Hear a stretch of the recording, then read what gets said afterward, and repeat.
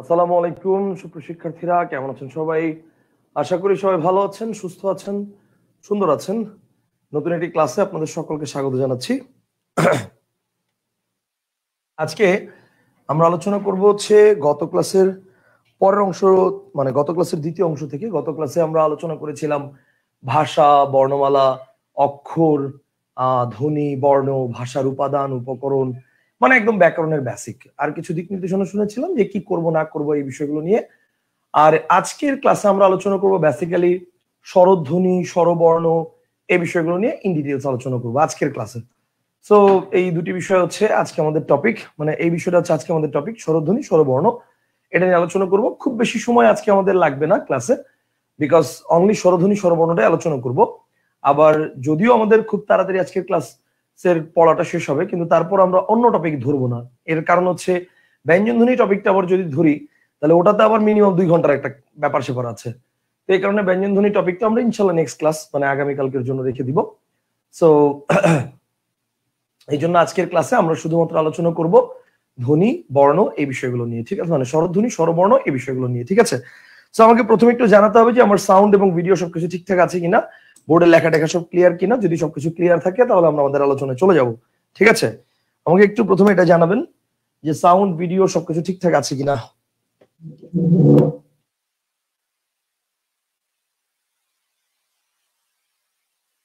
Sir all clear. ভাইয়া একটা Messenger group খুললে দিয়েন। ভাই মেসেঞ্জার গ্রুপ খুলবো কিন্তু আমি যে আসলে কি ব্যস্ত এটা আসলে মানে সারাদিন আমার সাথে না থাকলে ভাই কেউ বুঝতে পারবো না। আজকে সারাদিনে দেখছেন ফেসবুকে মানে গ্রুপে কয়টা পোস্ট দিছি, মানে সমাস অধ্যায়ের ছবি, তারপর হচ্ছে ওটা কি বলে ধ্বনি পরিবর্তন অধ্যায়ের ছবি, ধ্বনিতত্ত্ব অধ্যায়ের ছবি, তারপর হচ্ছে প্রত্যয় অধ্যায়, প্রকৃতিতত্ত্ব অধ্যায়ের ছবি বাংলা, তারপর হচ্ছে পদ প্রকরণ অধ্যায়ের ছবি, মানে বড় বড় অনেকগুলো টপিকের অধ্যায়ের ছবি দিছি। আরো টপিকের ছবি আজকে দিব, মানে আজকে রাতের মধ্যে আমি চিন্তা করছি ব্যাকরণের মোস্ট ইম্পর্টেন্ট যে টপিকগুলো রয়েছে, যেমন কারক, বাক্যতত্ত্ব, এটা এখনো বাকি আছে, কারক, বাক্য, জ্যোতিবাচ্ছেদ চিহ্ন, পুরুষ স্ত্রীবাচক শব্দ, শব্দ ভান্ডার, ঠিক আছে? তারপর হচ্ছে শব্দ ভান্ডার, বাংলা বানান, নত্য সত্য বিধান, এই টপিকের মানে ছবিগুলো আজকে এখনো মানে এগুলা ইয়া করা বাকি আছে, ওই পিডিএফ থেকে ইমেজ করা বাকি আছে। ওগুলো করে আজকে রাতের মধ্যে এগুলো সব ইনশাল্লাহ আপলোড করব, আজকে রাতের মধ্যে দিয়ে দিব। কালকের থেকে হচ্ছে একটা পোস্টের মধ্যে সবগুলো লিংক দিয়ে দিব, যার যেটা মানে যখন প্রয়োজন তখন সেটা সেখান থেকে দেখে নিতে পারবে। ওই কাজটা করে রাখবো, এই জন্য একটু আজকে রাতের মধ্যে টার্গেট করছি সবকিছু করার, বুঝতে পারছেন? এই জন্য একটু সময় লাগতেছে। সারাদিন আজকে ওটা নিয়েই পড়েছিলাম, বুঝতে পারছেন? আচ্ছা জি ভাইয়া, ঠিক আছে, সমস্যা নাই, করে দিব। আচ্ছা তাহলে ওকে ফাইন, তাহলে আজকে আমাদের আলোচনার টপিক আমরা শুরু করে দিই। আশা করি ইতোমধ্যে আপনারা সবাই আমাদের ঠিক মতো শুনতে পাচ্ছেন এবং আমাদের আচ্ছা 21 ওকে, একটু দেখি 22 ওকে ফাইন, ঠিক আছে। আচ্ছা তাহলে আসুন আমরা আমাদের আলোচনার টপিক আজকে শুরু করে দিই। আচ্ছা আমাদের আলোচনার টপিকের মধ্যে আজকে রয়েছে প্রথমে হচ্ছে স্বরধ্বনি ও স্বরবর্ণ সম্পর্কিত আলোচনা। বেসিক্যালি ধ্বনি আর বর্ণ এই দুটি বিষয়ের আলোচনা যেহেতু আপনার ক্লিয়ার হয়ে গেছে, ধ্বনি আর বর্ণ, আশা করি এটা নিয়ে আপনার খুব একটা প্রবলেম হবে না যে ধ্বনি আর বর্ণ জিনিসটা কি, এবং এইটার উপর বেস করে আপনি দেখবেন আজকের ক্লাসে আমরা স্বরধ্বনি, স্বরবর্ণ এই বিষয়গুলোকে আইডেন্টিফাই করতে পারতেছি আলাদা আলাদা করে, ঠিক আছে? সো চলেন আমরা আর দেরি না করে আমাদের ইনফরমেশনের মধ্যে চলে যাই। আচ্ছা সো প্রথমেই লিখে ফেলেন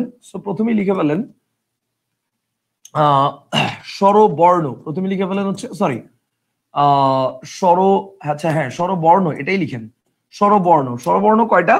স্বরবর্ণ হচ্ছে 11টি। স্বরবর্ণ কয়টা? স্বরবর্ণ হচ্ছে 11টি। কিন্তু যদি প্রশ্ন করা হয় যে স্বরধ্বনি কয়টা, যদি প্রশ্ন করা হয় স্বরধ্বনি কয়টা, সো ইন দ্যাট কেস স্বরধ্বনির ক্ষেত্রে এটার কারেক্ট আনসার হবে হচ্ছে স্বরধ্বনি 7টি।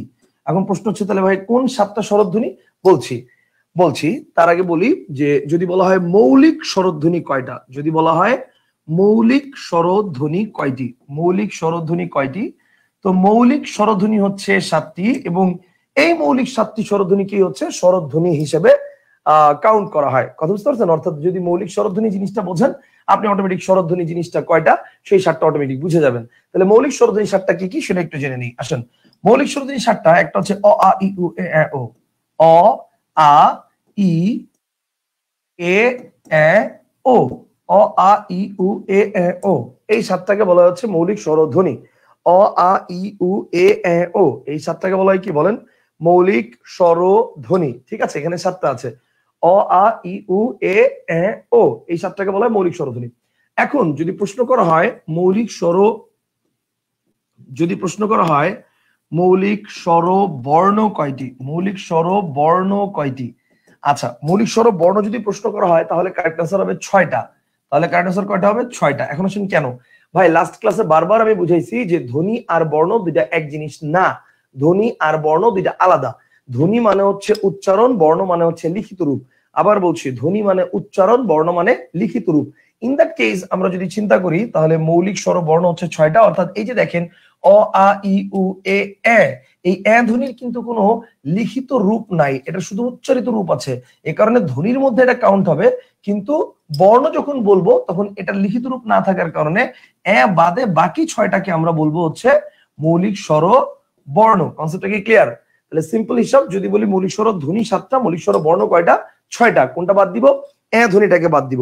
কনসেপ্টটা কি ক্লিয়ার? কোনটা বাদ দিব? এ ধ্বনিটাকে বাদ দিব। এই বুঝছেন আপনারা? জিনিসটা কি ক্লিয়ার হয়েছেন? এ ধ্বনিটাকে আমরা বাদ দিব, ঠিক আছে? তাহলে মৌলিক স্বর বর্ণ কয়টা? মৌলিক স্বর বর্ণ হচ্ছে 6টা। মৌলিক স্বর বর্ণ হচ্ছে 6টা। Concept clear? ওকে, ওয়েট এক মিনিট।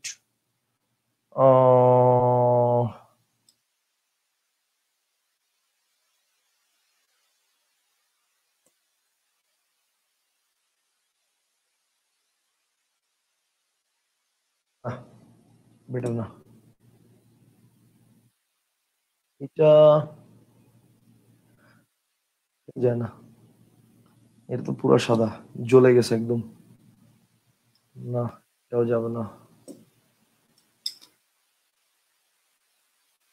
বেটার ভাই, ব্ল্যাক ব্ল্যাক ব্ল্যাকই ভাই, ব্ল্যাক ইজ বেটার। সবসময় ব্ল্যাক বেটার, কথা বুঝতে পারছেন? ব্ল্যাক অল টাইম বেটার ভাই। গ্রিন দিলে গ্রিনে কিচ্ছু দেখতে পারবেন না, দেখবেন গ্রিন দিব, গ্রিনে কিচ্ছু দেখতে পারবেন না। টিচিং ব্যাকগ্রাউন্ড, ব্যাকগ্রাউন্ড সলিড, এই যে দেখেন গ্রিন, ঠিক আছে? অথবা যদি ডিপ গ্রিন দিই তাতেও এটা, যদি এটা দেই তাইলে হয়তো বা কিছু দেখতে পারেন, কিন্তু তারপরও দেখা যাবে যে এটা দিলে মনে হয়, এটা দিলে মনে হয় অনেকটা ঠিক আছে, তাই না? এটা ঠিক আছে না? এটা খারাপ না, এটা এটা মনে হয় ঠিক আছে। এটা যদি বলেন তাহলে এটা রাখতে পারি আমরা, এটা যদি বলেন তাহলে এটা আমরা রাখতে পারি, এটা মনে হয় ঠিক আছে। আচ্ছা, স্বরধ্বনি আর মৌলিক স্বরধ্বনি এটা কি এক কিনা? স্বরধ্বনি আর মৌলিক স্বরধ্বনি কি এক কিনা? আসলে স্বরধ্বনি সম্পর্কে ডিরেক্টলি অভিধানে কোনো কিছু বলা নাই। মৌলিক স্বরধ্বনি আছে 7টা। এই মৌলিক স্বরধ্বনিগুলো সম্পর্কে সরাসরি আমাদের বলা আছে এরকম যে স্বরধ্বনি এই কয়টা, মৌলিক স্বরধ্বনি হচ্ছে অভিধানের মধ্যে দেওয়া আছে, মানে মৌলিক স্বরধ্বনি এই কয়টা এটা দেওয়া আছে, কিন্তু স্বরধ্বনি সম্পর্কে ডিরেক্টলি কিছু দেওয়া নেই। কিন্তু মানে আমাদের একটা ছক দেওয়া আছে অভিধানে, ছকটার নাম হচ্ছে আন্তর্জাতিক ধ্বনিলিপিতে স্বীকৃত স্বরধ্বনি। এটা লিখে মৌলিক যে স্বরধ্বনি 7টা, সেই 7টাই ওখানে দেওয়া আছে। এই কারণে স্বরধ্বনি বললে মৌলিক স্বরধ্বনির উত্তরগুলোকেই স্বরধ্বনি হিসেবে কাউন্ট করা হয়। সিম্পল হিসাব, কথা বুঝতে পারছেন? সিম্পল হিসাব। আচ্ছা, একজন কমেন্ট করছে স্যার ক্লাস করতে পারছি না, কোনো অপশন খুঁজে পাচ্ছি না। ক্লাস করতে না পারলে আপনি কমেন্ট করলেন কেমনে? আমার তো এটাই মাথায় ঢুকতেছে না। ক্লাস যদি করতে না পারেন তাহলে কমেন্ট করতেছেন কিভাবে? মানে আপনি যে কমেন্ট করতেছেন যে ভিডিওতে, এটাই তো ক্লাস, এখানেই তো ক্লাসটা হচ্ছে। আচ্ছা, এবার আসেন, তাহলে দেখেন, তাহলে ব্যাপারটা হচ্ছে এই পর্যন্ত আমরা দেখেছি। এইবার আসেন, এবার একটু দেখি আমরা। আচ্ছা, তাহলে মৌলিক স্বর বর্ণ কয়টা? 6টা। এখন যদি প্রশ্ন করা হয় মৌলিক স্বর বর্ণ 6টা, যদি বলি যৌগিক স্বরধ্বনি কয়টা, যদি প্রশ্ন করা হয়, যদি প্রশ্ন করা হয় যৌগিক স্বর ধ্বনি কয়টা, যৌগিক স্বরধ্বনি, কারেক্ট আনসার হচ্ছে মনে রাখবেন 25টা। যৌগিক স্বরধ্বনি কয়টা? যৌগিক স্বরধ্বনি কারেক্ট আনসার হচ্ছে 25টা। যৌগিক স্বরধ্বনি কয়টা? কারেক্ট আনসার হচ্ছে 25টা। কথা বুঝতে পারছেন? এমডি আব্বাস বলছে স্যার ক্লাসটাকে 8:30-এ স্টার্ট করা যায় নেক্সট টাইম থেকে? ভাই 8:30-এ যে আমার অন্য একটা ক্লাস থাকে, মানে ওটা করা যায় না। আচ্ছা, যৌগিক স্বরধ্বনি কয়টা? যৌগিক স্বরধ্বনি হচ্ছে 25টা। 25টা কি কি এবার সেটা একটু আমাদের জানার বিষয়। এখন এই 25টা বললে সবার আগে না আমাদের মাথায় চলে আসে কি জানেন, ক থেকে ম পর্যন্ত, এটা আমাদের মাথায় চলে আসে। মানে এটা আসলে আপনাদের মাথায় আসাটা অস্বাভাবিক কিছু না, কিন্তু যৌগিক স্বরধ্বনি 25টা এভাবে বলা যাবে না। মানে এই 25টা মানে ক থেকে ম পর্যন্ত এই 25টা আসলে যৌগিক স্বরধ্বনি না, ওটা তো স্বরধ্বনি না, ইনফ্যাক্ট ওটা ব্যঞ্জন ধ্বনি, ওটা ইনফ্যাক্ট কোনো স্বরধ্বনি না, ওটা ব্যঞ্জন ধ্বনি। কথা বুঝতে পারছেন? তাহলে এবার আসেন যৌগিক স্বরধ্বনি জিনিসটা কি আগে একটু সেটা বুঝি আমরা। ব্যাপারটা হচ্ছে ধরেন আপনাকে আমি বললাম ভাই, একটু খেয়াল করেন, আমি বললাম ভাই। এখন ভাই শব্দটাকে আমরা যদি একটু বিশ্লেষণ করি, আমরা প্রথমে পাবো ভ, তারপরে পাচ্ছি আ, তারপরে পাচ্ছি রস্বই। এই যে ভ যোগ আ যোগ রস্বই, এই যে আ যোগ রস্বই, এই আ আর রস্বই দুটো মিলে নতুন একটা স্বর তৈরি হয়েছে, যার নাম কি আই। এই আই স্বরধ্বনিটাকে বলা হবে হচ্ছে মানে যৌগিক স্বর। কথা বুঝতে পারছেন? অর্থাৎ দুটি স্বর পাশাপাশি বসে নতুন কোন স্বর তৈরি করলে তার নাম হচ্ছে যৌগিক স্বরধ্বনি। আমি কি বুঝতে পারছি? দুটি স্বর,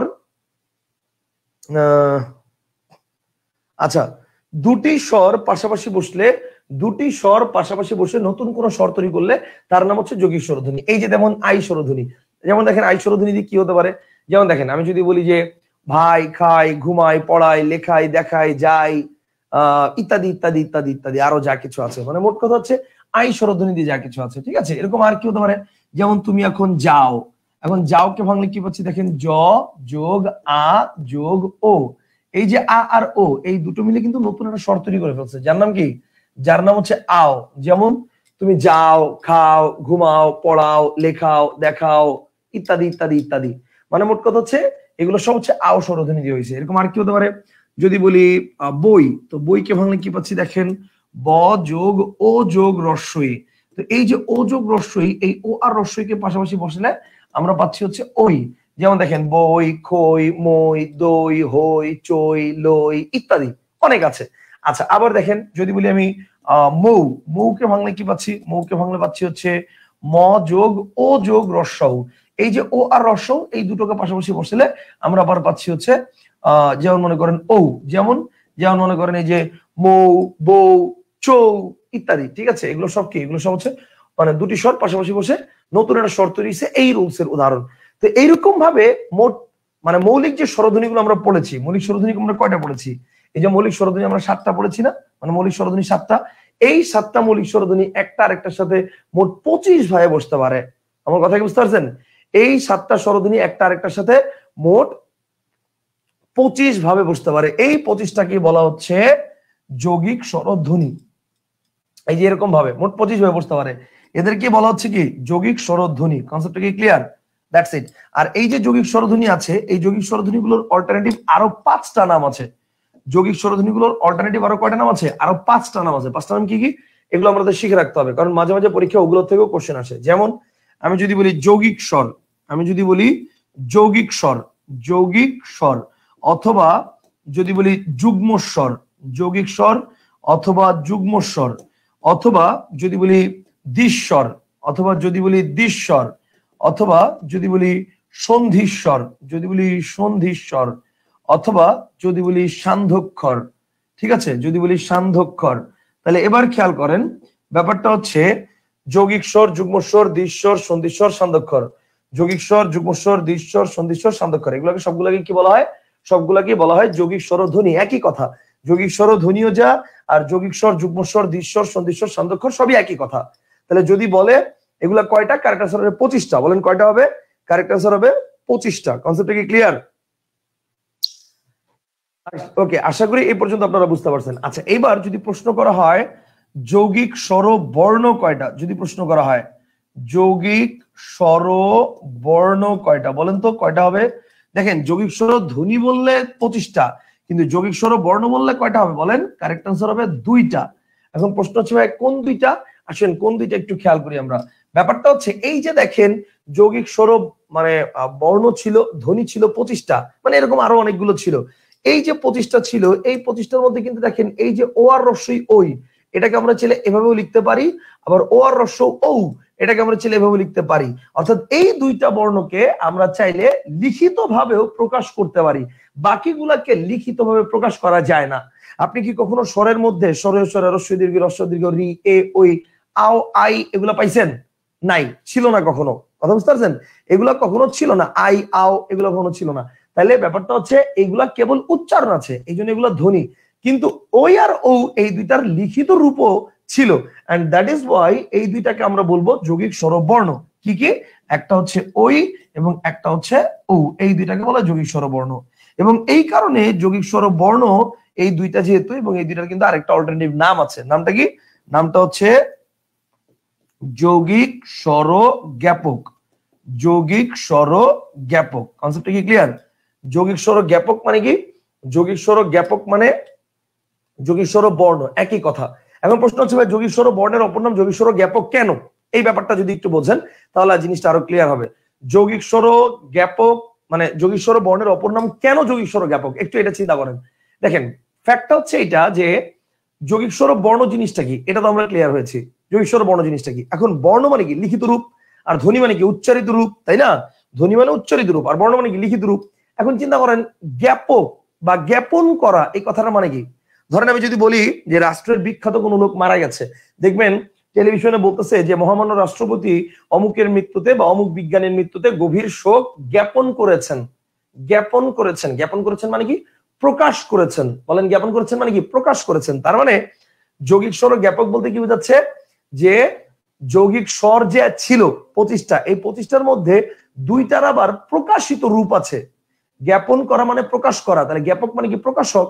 তার মানে দুইটার হচ্ছে কি? প্রকাশিত রূপ আছে, এই কারণে এই দুইটাকে বলা হয় যৌগিক স্বর জ্ঞাপক। বাকিগুলোর প্রকাশিত রূপও নাই, এই জন্য এদেরকে যৌগিক স্বর জ্ঞাপক বলাও হয় না।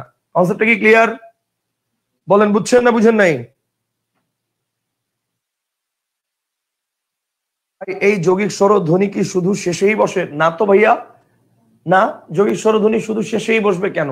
আমি যদি বলি যে ভাই না বলে ভাইয়া, তাহলে ভাই এখানে আইটা তো মাঝখানে বসছে, ঠিক না? বা মনে করেন আমি যদি বলি যে উম মনে করেন যে আমি যদি বলি যে এই যে দেখেন এখানেই আমি মানে অন্য স্বর দিয়ে বুঝাই যৌগিক স্বরের মধ্যেই। আমি যদি বলি যে ময়না, এই যে দেখেন ময়না, তো ময়না, এখানে ময়নার মধ্যে দেখেন ম যোগ অ যোগ অন্তস্থীয়, ঠিক আছে? অ্যাকচুয়ালি অযোগ অন্তস্থীয় না, এটা হচ্ছে অযোগ এ। এই অ আর এ এই দুইটা মিলে তৈরি হয়ে গেছে হচ্ছে অ এ। এই অ এ এর উচ্চারণটা হচ্ছে অয়। অ আর এ এই দুটোর উচ্চারণটা কি? অয় অয়। যেমন দেখেন ময়না, গয়না, রয়না, শয়না, অ আর এ মিলে তৈরি হয়েছে কি? অয় অয়। অ এ, অ এ এই দুটো মিলে হয়েছে একবারে তাড়াতাড়ি বললে অয় অয়। বুঝতে পারছেন?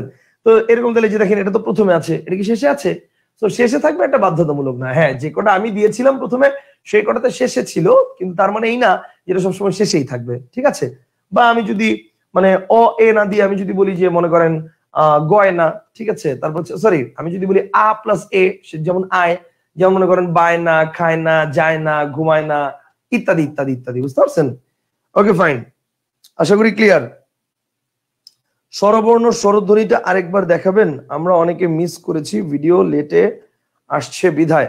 ভিডিও লেটে আসছে কেন? ভিডিও লেটে আসবে, এই যে দেখেন আমরা এখানে প্রথমে আমি একবার রিভাইজ করে দিচ্ছি। ব্যাপারটা হচ্ছে স্বরবর্ণ আমরা বলেছি 11টা, স্বরধ্বনি যদি প্রশ্ন করা হয় কারেক্ট আনসার হচ্ছে 7টা। স্বরধ্বনি যদি প্রশ্ন করা হয় কারেক্ট আনসার হচ্ছে 7টা। আচ্ছা, এরপর আসেন যদি বলি মৌলিক স্বরধ্বনি কয়টা, কারেক্ট আনসার হচ্ছে 7টা। অর্থাৎ এই মৌলিক স্বরধ্বনি 7টাকেই স্বরধ্বনি হিসেবে কাউন্ট করা হচ্ছে। তাহলে স্বরধ্বনি 7টা। মৌলিক স্বর বর্ণ কয়টা? 6টা। 6টা হচ্ছে এ বাদে। মৌলিক স্বর বর্ণ কয়টা?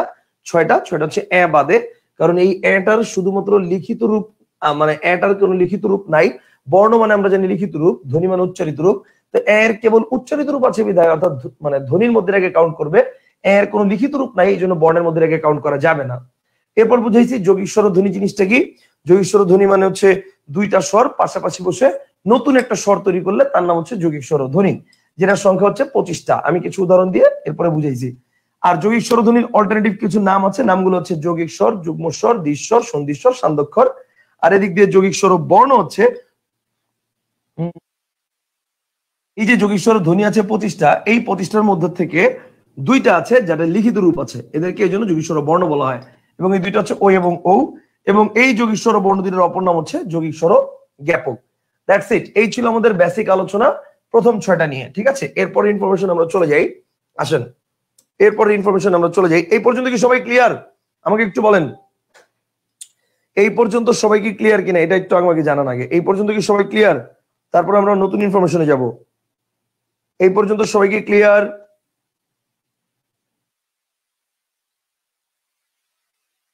এই পর্যন্ত সবাইকে ক্লিয়ার? একটু আমাকে একটু জানাবেন, তাহলে আমরা নতুন ইনফরমেশনে যাব। ভাইয়া আমার অন্য একটা প্রশ্ন ছিল, H M Enamul Haque. H M Enamul Haque ভাই, আপনার যে প্রশ্ন ছিল সেটা অন্য যদি টপিকের হয় তাহলে ইনবক্সে আমাকে নক করে রাখেন, আমি প্রবলেম সলভ করে দিব, সমস্যা নাই, ঠিক আছে?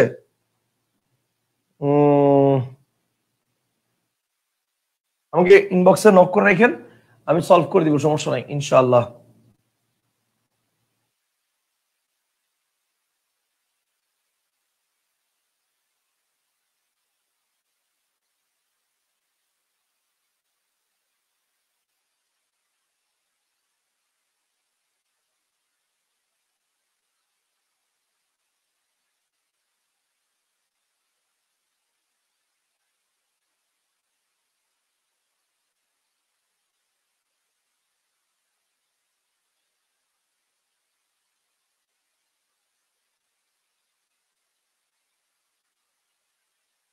সবাই কি ক্লিয়ার? এটা একটু জানান আমাকে। না, এগুলাতে অনেক রিফ্লেক্ট হয়, রিফ্লেকশনে অনেক প্রবলেম হয়।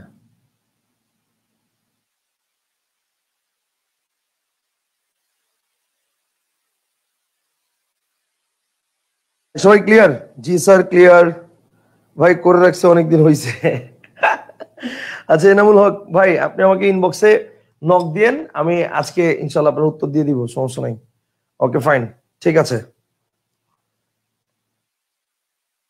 ওকে ভাই, কালারটা আপনার পাঞ্জাবি কালার ছিল, ব্যাকগ্রাউন্ডটা ভালোই লাগতেছিল স্যার, ব্ল্যাকটাই ভালো ছিল। তার স্বরবর্ণ 11 থেকে স্বরধ্বনি 7টা, সাতটা, সাতটা একটু কিভাবে এটা দেখাবেন? আচ্ছা আচ্ছা, ওই আর ও কি কি দিয়ে তৈরি হয়েছে, এটা একজন জিজ্ঞেস করছে যে ওই আর ও এটা কি কি দিয়ে তৈরি হয়েছে। তো ওই আর ও এটা কি কি দিয়ে তৈরি হয়েছে, এর ব্যাপারটা একটু ক্লিয়ার করে দিচ্ছি, দাঁড়ান খেয়াল করেন। ওই আর ও এটা কি কি দিয়ে তৈরি হয়েছে, দেখেন ওই আর ও এর যে ব্যাপারটা, এটা কিন্তু তৈরি হয়েছে ও প্লাস রস্বই দিয়ে, অ্যাকর্ডিং টু অভিধান, ও প্লাস ও দিয়ে অ্যাকর্ডিং টু অভিধান। কিন্তু এটা মৌলিক অন্যান্য রাইটার যারা আছেন তারা এটাকে স্বরেয় প্লাস রস্বইও বলেছেন, অনেকে এটাকে স্বরেয় প্লাস রস্বইও বলেছেন, অনেকে এটাকে স্বরেয় প্লাস রস্বও এটাও বলেছেন, কথা বুঝতে পারছেন? স্বরেয় প্লাস রস্বই বা স্বরেয় প্লাস রস্বও, তারা অনেকে অনেকে এটাও বলেছেন। তো দ্যাট ইজ ওয়াই মানে ওই এবং ও এটা নিয়ে দ্বিমত আছে, কেউ বলেছেন স্বরেয় রস্বই দিয়ে ওই, কেউ বলেছেন ও রস্বই দিয়ে ওই। এখন বাংলা একাডেমির অভিধানে যেহেতু ও রস্বই এটা দেওয়া আছে, বাংলা একাডেমির অভিধানে দেওয়া আছে এইটা, তো বাংলা একাডেমির অভিধানে যেহেতু এটা দেওয়া আছে, আমরা এই ক্ষেত্রে এটাকে বেশি অ্যাপ্রোপ্রিয়েট হিসেবে ধরবো, কথা বুঝতে পারছেন? এটাকে বেশি অ্যাপ্রোপ্রিয়েট হিসেবে ধরবো। হ্যাঁ, আর যদি এটা অপশনে না থাকে, ইন দ্যাট কেস আমরা ওই আর ও এটাকে এভাবে ধরবো। Concept clear? আশা করি আমি বুঝাতে পারছি, আশা করি আমি বুঝাতে পারছি। আচ্ছা আচ্ছা, স্বরবর্ণ থেকে স্বরধ্বনি 7টা কিভাবে হইলো, এটা একজন জানতে চেয়েছেন, ভেরি গুড কোশ্চেন। আমরা স্বরবর্ণ থেকে স্বরধ্বনি কিভাবে হইলো এটা একটু পরেই দেখাচ্ছি, আমি একটু পরেই দেখাচ্ছি, আমরা ওখানে চলে যাচ্ছি একটু পরে, আমরা ওখানেই দেখতেছি। আচ্ছা, একজন প্রশ্ন করছে, খুব ভালো একটা প্রশ্ন করছে, যে ভাইয়া 25টা যে আপনি বলছেন, মানসুর ভাই প্রশ্ন করছে যে ভাইয়া আপনি যে বলছেন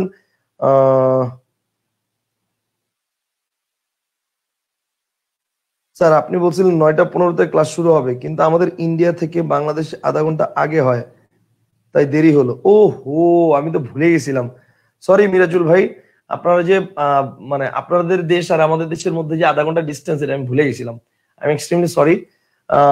ইনশাল্লাহ নেক্সট টাইম এই বিষয়টা মাথায় রাখবো, মাথায় রেখে পোস্ট করব। আচ্ছা, তো যেটা বলতেছিলাম সেটা হচ্ছে একজন একটা ভালো প্রশ্ন করছে মানসুর ভাই, যে ভাইয়া 25টা আলাদা আলাদা ভাবে কি আমাকে মুখস্থ করা লাগবে? উত্তর হচ্ছে, একটু চিন্তা করেন, আপনার পরীক্ষায় কি কখন এরকম প্রশ্ন আসবে যে মৌলিক স্বরধ্বনি কয়টা লিখো, সরি যৌগিক স্বরধ্বনি কয়টা লিখো? জীবনেও আসবে না। আপনার পরীক্ষায় কোশ্চেন আসবে কিভাবে? পরীক্ষায় কোশ্চেন আসবে নিচের কোনটি যৌগিক স্বরধ্বনি বা নিচের কোনটি যৌগিক স্বরধ্বনি নয়, এই তো নাকি, এভাবেই তো আসবে। তো এইটা আপনার মুখস্থ করার কি দরকার? আপনি তো যখন দেখবেন যে দুইটা স্বর পাশাপাশি আছে, এটাই যৌগিক স্বরধ্বনি, এই যে দেখেন দুইটা স্বর পাশাপাশি আছে, দ্যাটস ইট, এটাই যৌগিক স্বরধ্বনি, এটা তো আমার মুখস্থ করার কিছু নাই। আমি যখন দেখবো যে দুইটা স্বর পাশাপাশি আছে, এটাই যৌগিক স্বরধ্বনি। আমি যদি দেখি শুধু স্বরে আছে, এটা কি যৌগিক স্বরধ্বনি হবে? হবে না। আমি যদি দেখি ওই থাকে, তাহলে এটা যৌগিক স্বরধ্বনি। কেন? কারণ ওই এর মধ্যে ও প্লাস রস্বই আছে, তার মানে দুইটা স্বর পাশাপাশি বসে বসে তৈরি হয়েছে। আমি যদি বলি ক আছে, ক এটাকে যৌগিক স্বরধ্বনি না। কথা কি বুঝতে পারছেন? তাহলে যৌগিক স্বরধ্বনি জিনিসটা আমার মুখস্থ করার প্রয়োজন নাই। তবে হ্যাঁ, অবশ্যই আপনাকে কয়েকবার খুব মনোযোগ দিয়ে ভালো করে 25টা যৌগিক স্বরধ্বনি পড়ে নিতে হবে। আমি বইয়ের মধ্যে 25টা স্বরধ্বনির সিরিয়াল বাই লিস্ট দিয়েছি, লিস্টটা অবশ্যই পড়ে নেবেন। আজকে যাদের কাছে বই নাই বা এখন পর্যন্ত বই পান নাই তাদেরকে মানে ওই যে সাউন্ডস বাংলা গ্রুপে আজকে ধ্বনিতত্ত্ব অধ্যায়ের পুরো পিডিএফ দিয়ে দিছি, মানে পিডিএফ এর ছবি দেওয়া আছে, সেখান থেকে যৌগিক স্বরধ্বনি 25টা সিরিয়ালটা একবার পড়ে নিন। আপনি সেখানে দেখবেন এটা কেন বললাম, এই যে অ আর এ মানে অন্তস্থীয়, এটা কিন্তু প্রাথমিকভাবে আপনার কাছে যৌগিক স্বরধ্বনি মনে হবে না, কারণ আপনার কাছে মনে হবে স্বরেও এটা হচ্ছে স্বর, অন্তস্থীয় এটা হচ্ছে ব্যঞ্জন, তাহলে দুইটা তো স্বর প্লাস ব্যঞ্জন, আপনার কাছে তো এটা স্বরধ্বনি প্লাস ব্যঞ্জন ধ্বনি মনে হবে। তো এই দৃষ্টিকোণ থেকে আপনার কাছে এটাকে যৌগিক স্বরধ্বনি মনে হতে নাও পারে, কিন্তু অ্যাকচুয়ালি কিন্তু এটা যৌগিক স্বরধ্বনি। এই জন্য বলছি, দেখেন ধ্বনি মানে কি, কি লিখছেন এটা ফ্যাক্ট না, কি উচ্চারণ করতেছেন সেটা ফ্যাক্ট। দেখেন অ প্লাস এ এই দুইটা মিলে কিন্তু হয়ে গেছে অয়ে। বুঝতে পারছেন জিনিসটা? সেই কারণে স্বরেয় প্লাস অন্তস্থীয় এটা দেখলে, বা আমি যদি বলি স্বরেয়া প্লাস অন্তস্থীয়, স্বরেয়া প্লাস এ, এটা দুইটা মিলে হয়েছে আয়ে। ঠিক আছে, এই দুইটা কিন্তু কি যৌগিক স্বরধ্বনির উদাহরণ। এটা কিন্তু যৌগিক স্বরধ্বনি, এটাও যৌগিক স্বরধ্বনি। তো এখন এরকম 2-4টা আছে, এগুলো আপনি কখন পাবেন, মানে কখন পারবেন, যদি আপনি 25টা 2-3 বার রিডিং পড়েন, মোটামুটি আইডিয়া ক্লিয়ার হয়ে যাবে। যে কটা কঠিন মনে হবে সেটা একটু মার্ক করে রাখবেন, শেষ কাহিনী খালাস। কথা বুঝতে পারছেন? কোন গ্রুপে পিডিএফ আমি পাই নাই? এই গ্রুপে না, এই গ্রুপে না, সাহস বাংলা যে গ্রুপটা, আমার মেইন যে গ্রুপটা, পাবলিক গ্রুপ, যেটা সিক্রেট গ্রুপ না, পাবলিক যে গ্রুপটা আছে, সেই গ্রুপে, সাহস বাংলা গ্রুপে আজকে অনেকগুলো টপিকের অধ্যায় পোস্ট করেছি, অন্বেষণ টপিক, অন্বেষণ বই থেকে। ঠিক আছে, সেখান থেকে চাইলে দেখে নিতে পারেন। তাইলে দেখেন যৌগিক স্বরধ্বনি 25টা, এটা আমাদের মুখস্থ করার প্রয়োজন নেই, তবে 2-4 বার রিডিং ভালো করে পড়ে নিলে এটা চলে আসবে আমাদের নখদর্পণে। এবার আসেন, তাইলে আমরা এবার ইনফরমেশন জানবো কি, এবার লিখেন রস্বস্বর, লিখেন রস্বস্বর। রস্বস্বর কয়টা? রস্বস্বর হচ্ছে 7টা, সরি রস্বস্বর হচ্ছে 4টা। বলেন রস্বস্বর কয়টা? রস্বস্বর হচ্ছে 4টা। ঠিক আছে, এরপরে মানে 2টা লাইন গ্যাপ দিবেন, 2 লাইন গ্যাপ দিবেন, 2 লাইন গ্যাপ দিয়ে তারপর লিখবেন যে দীর্ঘস্বর। দীর্ঘস্বর কয়টা? দীর্ঘস্বর হচ্ছে 7টা। দীর্ঘস্বর হচ্ছে 7টা। কথাটা ভালো করে বুঝেন। হ্রস্বস্বর কয়টা যদি প্রশ্ন করে, কারেক্ট আনসার 4টা। দীর্ঘস্বর কয়টা? 7টা। এখন হ্রস্বস্বর কোন 4টা ভালো করে খেয়াল করেন। হ্রস্বস্বর 4টা হচ্ছে স্বরেয়, রস্বই, রস্বাউ, রি, এই 4টাকে বলা হয় হ্রস্বস্বর। তাহলে হ্রস্বস্বর 4টা, এইটা সবার মনে থাকে। হ্রস্বস্বর যে 7টা, সরি দীর্ঘস্বর যে 7টা, এইটাও সবার মনে থাকে, কিন্তু প্রবলেমটা হচ্ছে হ্রস্বস্বর কোন 4টা বা দীর্ঘস্বর কোন 7টা, এইটা অনেকের মনে থাকে না। আমি কি বুঝতে পারছি? আবার বলছি, হ্রস্বস্বর যে 4টা বা দীর্ঘস্বর যে 7টা, এটা মোটামুটি সবারই মনে থাকে, কিন্তু হ্রস্বস্বর কোন 4টা বা দীর্ঘস্বর কোন 7টা, এইটা অনেকেরই মনে থাকে না। তো এই ক্ষেত্রে আমরা কি করব? আমরা এই ক্ষেত্রে একটা ট্রিক্স মাথায় রাখতে পারি। ট্রিক্সটা কি? আসেন ট্রিক্সটা কি আমি আপনাকে দেখাচ্ছি। ট্রিক্সটা হচ্ছে, আমি এই যে মাঝখানে ফাঁকা রাখছিলাম না, এই ফাঁকা জায়গাটার মধ্যে আমি সুন্দর করে স্বরেয় স্বরে 11টা বর্ণ লিখে ফেলবো। তাহলে আসেন স্বরেয় স্বরে লিখে ফেলি। স্বরেয়, দেন হচ্ছে স্বরেয়া, দেন হচ্ছে রস্বই, দেন দীর্ঘই, দেন হচ্ছে রস্বউ, দেন হচ্ছে দীর্ঘ, দেন হচ্ছে রি, দেন হচ্ছে এ, দেন হচ্ছে ওই, দেন হচ্ছে ও, দেন হচ্ছে ও। স্বরেয় স্বরে রস্বই দীর্ঘই রস্ব দীর্ঘ রি এ ওই ও ও। স্বরেয় স্বরে রস্বই দীর্ঘই রস্ব দীর্ঘ রি এ ওই ও ও। 11টা স্বরগুলো আমরা লিখে ফেলছি। এইবার আসেন, যদি প্রশ্ন করা হয় যে রস্বস্বর কয়টা? 4টা। কোন 4টা, এটা কিভাবে মনে রাখবো? দেখেন, এই যে দেখেন, একটা ধরবো একটা ছাড়বো, একটা ধরবো একটা ছাড়বো, একটা ধরবো একটা ছাড়বো, এভাবে করে 4টা পর্যন্ত ধরার নিয়ম আছে। ঠিক আছে, 4টার বেশি আপনি ধরতে পারবেন না, মানে নিয়ম নাই এটা, কিন্তু 4টা পর্যন্ত ধরার নিয়ম আছে। ওকে, মানে বর্ণ, ওকে বর্ণ, অন্য কিছু ভাবার কোনো কারণ নাই। সো 4টা পর্যন্ত আপনি ধরতে পারবেন। পিপান ভৌমিক বলছে, ভাইয়া কোথায় পিডিএফ? আমরা পাইনি। ওরে খোদা, ইয়া খোদা। আচ্ছা আপনারা ভাই, আপনারা এই যে আমার গ্রুপে জয়েন করছেন, আপনারা কোথায় এটা দেখছেন যে আমি যে পড়াই? শাওন স্যার যে একজন বাংলা টিচার, উনি যে বাংলা পড়ায়, এটা কোথায় দেখছেন? প্রথম এটা দেখছেন কোথায়? এটা কি ফেসবুকে দেখছেন না একটা গ্রুপে? সেই গ্রুপের নাম কি? সাউন্স বাংলা। সেই গ্রুপের মধ্যেই এগুলো সব আছে। কথা বুঝতে পারছেন? সেই গ্রুপের মধ্যেই এগুলো সব আছে। ওকে ওয়েট, দাঁড়ান দেখি। আমার আইডি কি ঢুকানো কিনা, হ্যাঁ আইডি ইয়া করা, ওকে। সাউন্ডস বাংলা যে গ্রুপটা আছে, ঠিক আছে, এই যে গ্রুপ বিশাল গ্রুপ, দাঁড়ান আমি বড় করে দিই। এই যে গ্রুপ দেখছেন, সাউন্ডস বাংলা যে গ্রুপটা আছে, অনেক ইয়া করা আছে। এই গ্রুপের মধ্যে এই যে সাউন্ডস বাংলা এই নামে একটা গ্রুপ আছে ফেসবুকে। এই গ্রুপের মধ্যে হচ্ছে আপনি দেখবেন এই গ্রুপের মধ্যে হচ্ছে আজকে এই যে এখানের মধ্যে হচ্ছে এই যে অন্বেষণ বইয়ের পুরো সমাস অধ্যায়ের ছবি, এটা হচ্ছে অন্বেষণ বইয়ের পুরো সমাস অধ্যায়ের ছবি, সমাস অংশের পুরো ছবি। এই যে হচ্ছে ধ্রুব এবং অন্বেষণ বইয়ের পুরো সমাস অধ্যায়ের ছবি। যদি আপনাদের এখানে স্ক্রিনে দেখতে পাচ্ছেন না, স্ক্রিনে অনেক সাদা হয়ে রয়েছে সবকিছু। এটা হচ্ছে সমাস অধ্যায়ের ছবি। তারপর হচ্ছে অভিধান ও এর বর্ণানুক্রম নির্ণয়ের পুরো ছবি, ঠিক আছে, এই যে অভিধান ও এর বর্ণানুক্রম নির্ণয়ের ছবি। তারপর হচ্ছে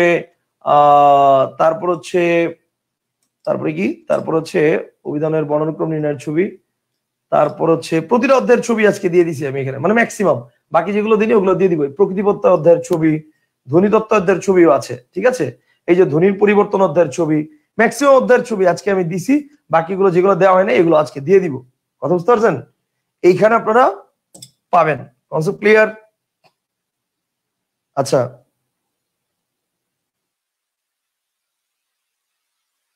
তাহলে এবার দেখেন তাহলে রস্বস্বর 4টা, দীর্ঘস্বর হচ্ছে 7টা। রস্বস্বর 4টা, দীর্ঘস্বর কয়টা? 7টা। স্বরেয়, রস্বই, রস্বৌ, রি, এই 4টা হচ্ছে রস্বস্বর। আর বাকি 7টা কি? বাকি 7টা হচ্ছে দীর্ঘস্বর। কনসেপ্টটা কি ক্লিয়ার? ফাইন, আশা করি বুঝতে পারছেন। ওকে ফাইন, আশা করি বুঝতে পারছেন। এই পর্যন্ত আশা করি ক্লিয়ার। তাহলে রস্বস্বর এবং দীর্ঘস্বর আশা করি ক্লিয়ার। এইবার আসেন, যদি প্রশ্ন করা হয় যে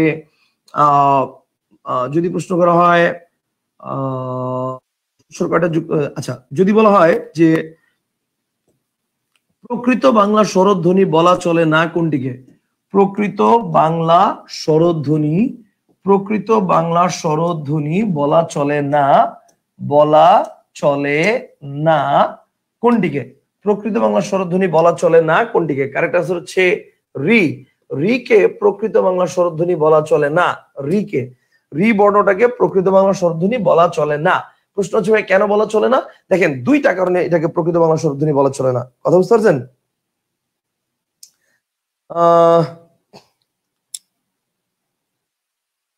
ইরশাদ ফারাবি মামুন বলছে, স্যারের ইউটিউবে সমাসের উপমিত বোঝানোর কৌশল দেখে চিন্তা করছি স্যারের ক্লাসটি করব। এরপর থেকে স্যারের ক্লাসগুলো দেখে আমি আমার শিক্ষার্থীদের ক্লাস নেই। এরপর থেকে স্যারের ক্লাসগুলো দেখে আমি আমার শিক্ষার্থীদের ক্লাস নেই। আচ্ছা, আমার শিক্ষার্থীরাও মুগ্ধ হয়ে ক্লাস দেখে। আচ্ছা, খুব ভালো, আলহামদুলিল্লাহ। তাহলে হচ্ছে আমি খুবই খুশি হলাম যে আপনি আপনার শিক্ষার্থীদেরকেও হচ্ছে এইভাবে শেখাচ্ছেন। খুব ভালো, জিনিসটা খুব ভালো লাগলো। ওকে, তাহলে প্রকৃত বাংলা স্বরধ্বনি বলা চলে না কাকে? সেটা হচ্ছে রি কে। প্রকৃত বাংলা স্বরধ্বনি বলা চলে না কাকে বলেন? রি কে। Okay fine. তাহলে এবার আসেন, কেন রি কে প্রকৃত বাংলা স্বরধ্বনি বলা চলে না? দেখেন, স্বরধ্বনি মানে কি? অর্থাৎ ও স্বাধীন, স্বতন্ত্র, অন্য কারো সাপোর্টের দরকার নাই। ব্যঞ্জন ধ্বনি উচ্চারণ করতে গেলে স্বরধ্বনির সাপোর্ট লাগবে। যেমন দেখেন, আমরা যদি বলি এটার উচ্চারণটা কি? এটা হচ্ছে ব্যঞ্জন। এটার উচ্চারণ কি বলেন তো? এটা উচ্চারণ হচ্ছে ক, ক, এই পর্যন্ত। যদি আমরা এভাবে লিখি, এটার উচ্চারণ হচ্ছে খ, এটার উচ্চারণ হচ্ছে কি? খ। গয়ের উচ্চারণ হচ্ছে গ, এই পর্যন্ত। কথা বুঝতে পারছেন? ক, খ, গ, এরকম। কিন্তু এটার সাথে যখন অযুক্ত হবে তখন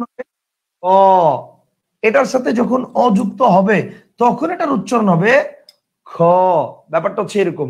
কথা বুঝতে পারছেন? আচ্ছা, যেমন দেখেন, এটার উচ্চারণ কিন্তু আমরা যখন বলি আঁক, এই যে দেখেন আঁক, আমরা যখন বলি আঁক, এই আঁক উচ্চারণ করতে গেলে এই যে এই কটা আসে, এটা লাস্টে কিন্তু হর্ষন্ত আছে। তা আপনি কি এটার উচ্চারণ বলেন আক নাকি আঁক? আপনি বলেন আঁক, তার মানে কয়ের উচ্চারণটা কেমন আসতেছে? ক, এরকম। বুঝতে পারছেন?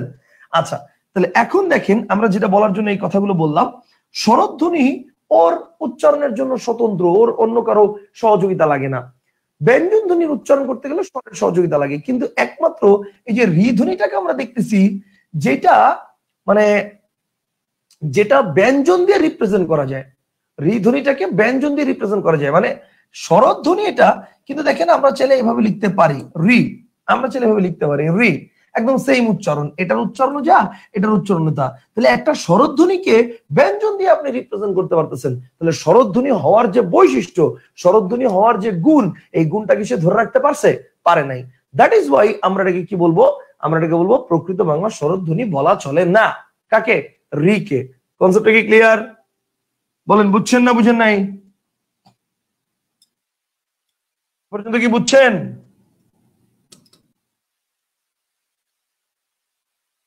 এ পর্যন্ত কি বুঝছেন?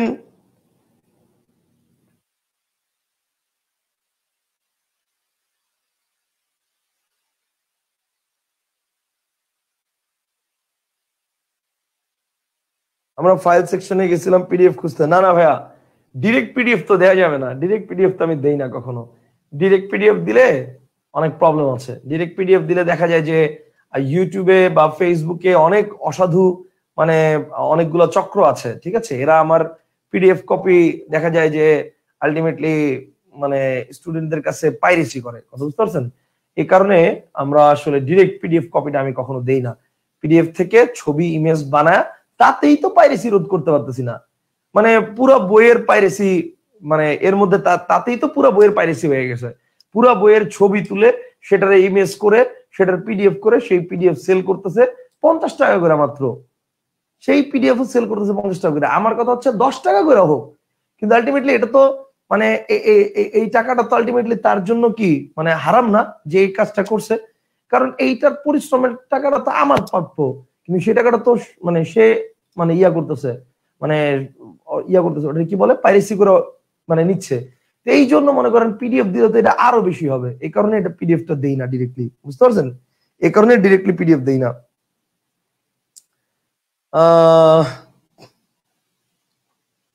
আচ্ছা, আফসার বলছে এই গ্রুপে ক্লাসের আগে পরে পিক দিলে ভালো হবে, তাহলে স্পেসিফিক হবে। উত্তর হচ্ছে ভাই, আপনাদের কাছে যদি বই থাকে পিডিএফ এর কোনো দরকারই নাই, পিকেরও দরকার নাই, সব আছে বইয়ের মধ্যে। আমি বইয়েরটাই তো ছবি তুলে দিয়েছি এখানে, তাহলে বইটাই যেহেতু আপনার কাছে আছে, আপনার তো এটা নিয়ে প্রবলেম নাই। আর যাদের কাছে বই নাই, আমি পুরো সব টপিকের পিডিএফ দিয়ে মানে ছবিগুলো দিয়ে তারপর হচ্ছে কি তারপর হচ্ছে আমরা ওই ওটাকে লিংক করে একটা টপিকের মধ্যে মানে একটা পোস্টের মধ্যে লিংক করে আমরা ওই মানে পোস্টটা আপনাদের এই গ্রুপে দিয়ে দিব বা পাবলিক গ্রুপে পিন করে রেখে দিব। যার যেই টপিক প্রয়োজন সেই টপিক দেখে নিতে পারবে, সমস্যা নাই, কথা বুঝতে পারছেন?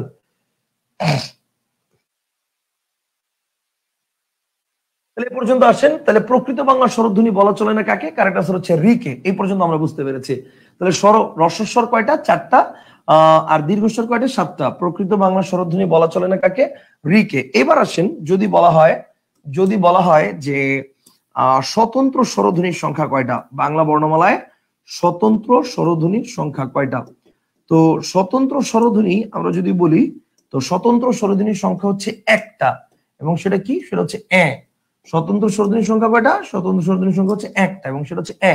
এবং এই নামকরণ করেন কে? এই নামকরণ করেন ডক্টর মোহাম্মদ আব্দুল হাই। এই নামকরণ করেন doctor Muhammad Abdul Hai. Doctor Muhammad Abdul Hai. Doctor Muhammad Abdul Hai 1974 সালে। 1974 সালে। কথা কি বুঝতে পারছেন? ডক্টর মুহাম্মদ আব্দুল হাই 1974 সালে এই নামকরণ করেন। কনসেপ্টটা কি ক্লিয়ার?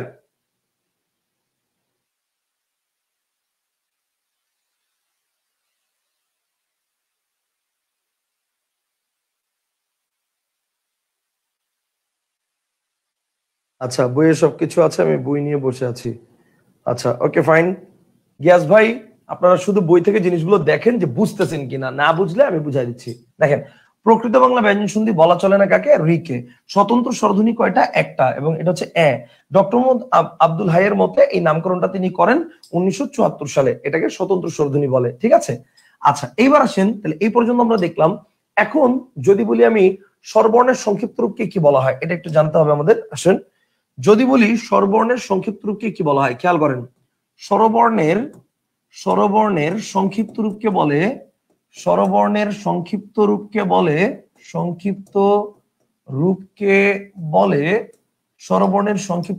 বলে কার? স্বরবর্ণের সংক্ষিপ্ত রূপকে কি বলে? স্বরবর্ণের সংক্ষিপ্ত রূপকে বলে কার? ঠিক আছে, স্বরবর্ণের সংক্ষিপ্ত রূপকে কি বলে? স্বরবর্ণের সংক্ষিপ্ত রূপকে বলে কার? আর এখন যদি বলি কারের সংখ্যা কয়টা, তো মনে রাখতে হবে কারের সংখ্যা হচ্ছে 10টা। বলেন কারের সংখ্যা কয়টা, বলেন কারের সংখ্যা হচ্ছে 10টা। স্বরবর্ণের সংক্ষিপ্ত রূপকে বলে কার, এবং যদি বলে কারের সংখ্যা কয়টা, কারেক্ট আনসার হচ্ছে কারের সংখ্যা 10টা। আচ্ছা এখন যদি বলে যে কারের সংখ্যা 10টা কি কি, এটা তো আমরা জানি নিশ্চয়ই, স্বরেয় ছাড়া বাকি সবগুলো, ঠিক না? যেমন কি, যেমন মনে করেন এই যে দেখেন, আমি যদি বলি আকার, রস্যিকার, দীর্ঘিকার, রস্যুকার, দীর্ঘকার, রিকার, একার, ঐকার, ওকার এবং ঔকার, ওকার এবং ঔকার, এই হচ্ছে টোটাল 10টা কার আছে, ঠিক আছে? এই হচ্ছে টোটাল 10টা কার আছে। ওয়েট, এটা মুছে দেই, তাহলে ধরতে সুবিধা হবে আমাদের। ওকে ফাইন, তাহলে এবার দেখেন এখানে আমাদের টোটাল 10টা কার আছে, কারগুলো আমরা একটু মার্ক করে ফেলি, তাহলে সুন্দর করে ধরতে পারবো। এই যে এখানে 10টা কার আছে, 1 2 3 4 5 6 7 8 9 10। ওকে ফাইন, তাহলে এই হচ্ছে 10টা কার। তাহলে কার কয়টা? 10টা। 10টা কি কি, এই যে এখানে যে কটা 10টা আছে, এই 10টা হচ্ছে কার। এখন আসেন যদি বলি স্বরেয় এর কোনো কার নেই, তো এখানে লিখে ফেলেন স্বরেয় এর কোনো কার নেই, স্বরেয় এর কোনো কার নেই, স্বরেয় এর কোনো কার নেই। খেয়াল করেন, স্বরেয় এর কোনো কার নেই। আমি দুঃখিত, আলহামদুলিল্লাহ, আমি দুঃখিত। আচ্ছা দেখেন, তাহলে স্বরেয় এর কোনো কার নেই, ঠিক আছে, অর্থাৎ সংক্ষিপ্ত রূপ নেই, ঠিক আছে? এ কারণে স্বরেয়কে বলা হয়, স্বরেয়কে বলা হয়, স্বরেয়কে বলা হয়, স্বরেয়কে বলা হয় নীলিন বর্ণ। কি বর্ণ ভাই? স্বরেয়কে বলা হয় নীলিন বর্ণ। স্বরেয় এর কোনো কার নেই, এ কারণে স্বরেয়কে বলা হয় নীলিন বর্ণ। স্বরেয়কে বলা হয় নীলিন বর্ণ। আলহামদুলিল্লাহ ভাইয়া, বুঝতেছি ভাইয়া। ধ্রুবতে এ দেওয়া স্বতন্ত্র স্বরধ্বনি কি? লা হাওলা ওয়ালা কুওয়াতা ইল্লা বিল্লাহিল আলিয়্যিল আযীম, লা হাওলা ওয়ালা কুওয়াতা ইল্লা বিল্লাহিল আলিয়্যিল আযীম। ওয়েট, 1 মিনিট দাঁড়ান, আমি দেখে নিই। এ তো দেওয়া থাকার কথা না, এটা তো হওয়ার কথা, একটু চেক করে নি। ওয়েট,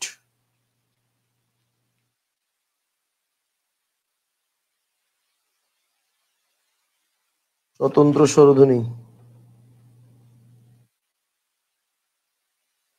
একটা আর না কই, আমি তো দেখতেছি দেওয়া স্বতন্ত্র স্বরধ্বনি, আমি তো দেখতেছি দেওয়া। এই যে 22 নম্বর পয়েন্ট, দেওয়া স্বতন্ত্র স্বরধ্বনি দেওয়া। আচ্ছা, এই মানে আপনার কাছে কি ধ্রুবর কোন সংস্করণ, 12তম না 11তম, সেটা ফ্যাক্ট। হয়তো 11তম সংস্করণে হয়তো সেটা দেওয়া ছিল, বাট সেটা সংশোধন করেছি, সেটা হবে, ঠিক আছে? আচ্ছা এবার আসেন, স্বরেও এটার কোনো স্বর নেই। আচ্ছা, মুগ্ধ চৌধুরী একটা প্রশ্ন করছেন, উত্তরটা আমি দিচ্ছি একটু পরে। আচ্ছা এবার আসেন, আনজির সুলতানা 20 আগস্ট 2020 সংস্করণ, ইন্না লিল্লাহি ওয়া ইন্না ইলাইহি রাজিউন। আপনি 2020-এর বই পড়তেছেন, আপনি তো সুইসাইডাল অ্যাটেম্প্ট করবেন, মানে এটা কাইন্ড অফ সুইসাইডাল অ্যাটেম্প্ট। আপনি 2020-এর ধ্রুব বই পড়তেছেন, এটা মানে কি বলবো, এটা আত্মঘাতী সিদ্ধান্ত, সুইসাইডাল অ্যাটেম্প্ট ডিরেক্ট। কারণ 2020-এর পরে ব্যাকরণের আগাগোড়া অনেক কিছু চেঞ্জ হয়েছে, বুঝেন নাই? 2021 সালে ব্যাকরণ বই নতুন চেঞ্জ হয়েছে, 2021 সালের পরে তো পুরো ব্যাকরণে ম্যাসিভ চেঞ্জ আসছে। আপনি যদি 2021 সালের ব্যাকরণ বই, সরি 2020 সালের ব্যাকরণ বই পড়ে এখন 2023 সাল প্রায় শেষ, 24 শুরু হয়েছে, মানে 4 বছর আগের ব্যাকরণের সাথে বর্তমানের ব্যাকরণের ইনফরমেশন আকাশ পাতাল তফাৎ। আপনি সেই ইনফরমেশন গুলো এখন মিলাইতে গেলে হবে না। ওই বই পড়েন না, ওই বই থাকলেও বাদ দিয়ে দেন, ওই বই পড়েন না। দরকার হইলে বই যদি না কিনেন তাহলে ওই বই পড়ার দরকার নাই, ওই বাদ দিয়ে দেন, ওটা দরকার হলে শুধু ক্লাস করেন। তাও ধ্রুব ওই 2023 সালের বই পড়েন, মানে 20 সালের বই পড়েন না, ওটা বাদ দেন, ঠিক আছে? এবার আসেন, আচ্ছা এবার দেখেন, এবার হচ্ছে স্বরেয় এর কোনো কার নেই, একে বলা হয়, এই কারণে স্বরেয়কে বলা হয় নীলিন বর্ণ। স্বরেয়কে কি বলা হয়? স্বরেয়কে বলা হয় নীলিন বর্ণ। এখন এই যে স্বরেয়কে নীলিন বর্ণ বলা হয়, এই নীলিন বর্ণের ব্যাপারটাকে একটু খেয়াল করেন। নি মানে নাই, লিন মানে কি? লিন মানে হচ্ছে রূপ, লিন মানে হচ্ছে রূপ, মানে নি মানে নাই, তার মানে অন্য কোনো রূপ নাই, মানে ব্যাপারটা বুঝেন একটু। এই যে যেমন ধরেন সরেয়া, এটা কিন্তু আরেকটা রূপ আছে, এটা একটা রূপ, আরেকটা রূপ আছে এটা। এই যে রস্যই, এটা আরেকটা রূপ আছে, এটা একটা রূপ, আরেকটা রূপ আছে, এরকম। এই যে রস্যু, এটা একটা রূপ, আর একটা রূপ আছে এরকম। এই যে রি, এটা একটা রূপ, আর একটা রূপ আছে এরকম। কিন্তু এই যে স্বরেয়, এটার একটাই রূপ, এটার অন্য কোনো রূপ নাই। এন্ড দ্যাট ইজ ওয়াই এটাকে বলা হয় নীলিন বর্ণ। আমার কথা কি বুঝতে পারছেন? স্বরেয় এটার একটাই রূপ, এটার অন্য কোনো রূপ নাই, এই কারণে এটাকে বলা হয় নীলিন বর্ণ। কনসেপ্টটা কি ক্লিয়ার? ভাইয়া অন্বেষণ বই থাকলে কি ধ্রুব বই কেনা লাগবে? আরে না, অন্বেষণ হচ্ছে বাপ, ধ্রুব হচ্ছে পোলা। আপনার কাছে বাপ আছে, আপনি মানে ধ্রুবতে যাওয়া তো দরকার নাই। আপনি জবের প্রিপারেশন যারা নিচ্ছেন তাদের জন্য অন্বেষণ আছে, আর কিছু লাগবে না, শেষ। অন্বেষণ হচ্ছে বাপ আর ধ্রুব হচ্ছে পোলা, কথা বুঝতে পারছেন? ওকে, নীলিন শব্দের অর্থ কি ভাইয়া? এই যে বললাম নীলিন মানে রূপহীন, মানে রূপ নাই। কনসেপ্টটা কি ক্লিয়ার? আচ্ছা, নীলিন মানে রূপ নাই। রবিন খান বলছে ভাইয়া বই কবে পেতে পারি? আচ্ছা, অনলাইনে অর্ডার দিয়েছেন, হয়তো এমন কেউ থাকতে পারেন, অনলাইনে যারা অর্ডার দিয়েছেন তাদের বইগুলো কিন্তু পেতে একটু দেরি হচ্ছে। এবং দেরি হওয়ার কারণটা হচ্ছে আমরা সুন্দরবন কুরিয়ারে বই জমা দিলেও ভাই দেশের অবস্থা তো খুব একটা স্থিতিশীল না, দেখতেই পাচ্ছেন। মানে আলটিমেটলি 2 দিন পর পর হরতাল, অবরোধ। এই যেমন আগামী কালকে আমার মানে পরশুদিন আমার রংপুরে ক্লাস, আমি কিন্তু কালকে কোনো গাড়ি টাড়ি কিচ্ছু পাইনি, ঠিক আছে?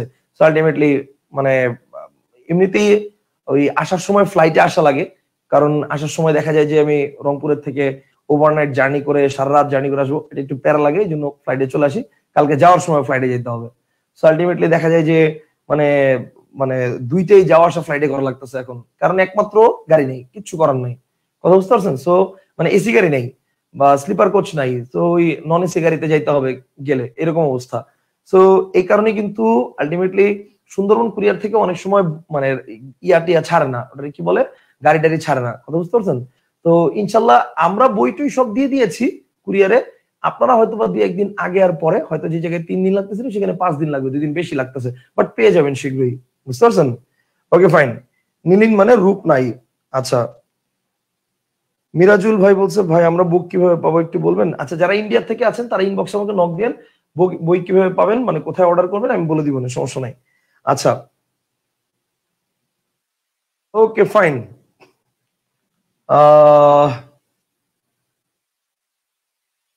স্যার অ অ হচ্ছে নীলিন বর্ণ, হ্যাঁ স্বরে হচ্ছে নীলিন বর্ণ, স্বরকে বলা হয় হচ্ছে নীলিন বর্ণ। এই পর্যন্ত আমরা বুঝতে পারছি?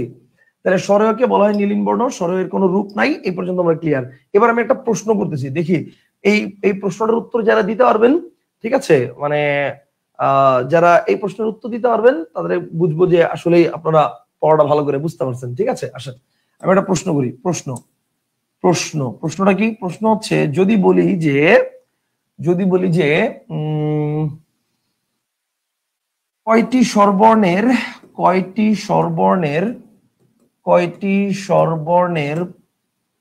পূর্ণরূপ আছে? বাংলা বর্ণমালায় কয়টি স্বরবর্ণের পূর্ণরূপ আছে? বাংলা বর্ণমালায় কয়টি স্বরবর্ণের পূর্ণরূপ আছে?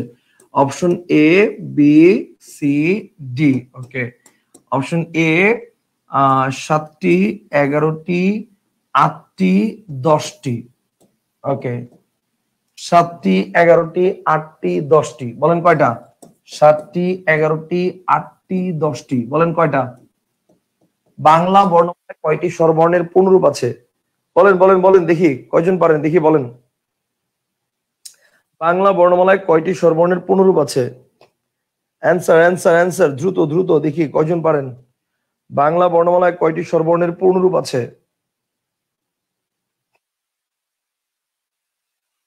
আচ্ছা, ক্লিয়ার ক্লিয়ার, ভেরি গুড।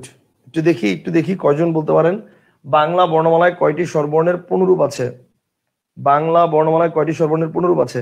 আচ্ছা, ম্যাক্সিমাম বলতেছেন হচ্ছে 10টা, ম্যাক্সিমাম বলতেছেন 10টা।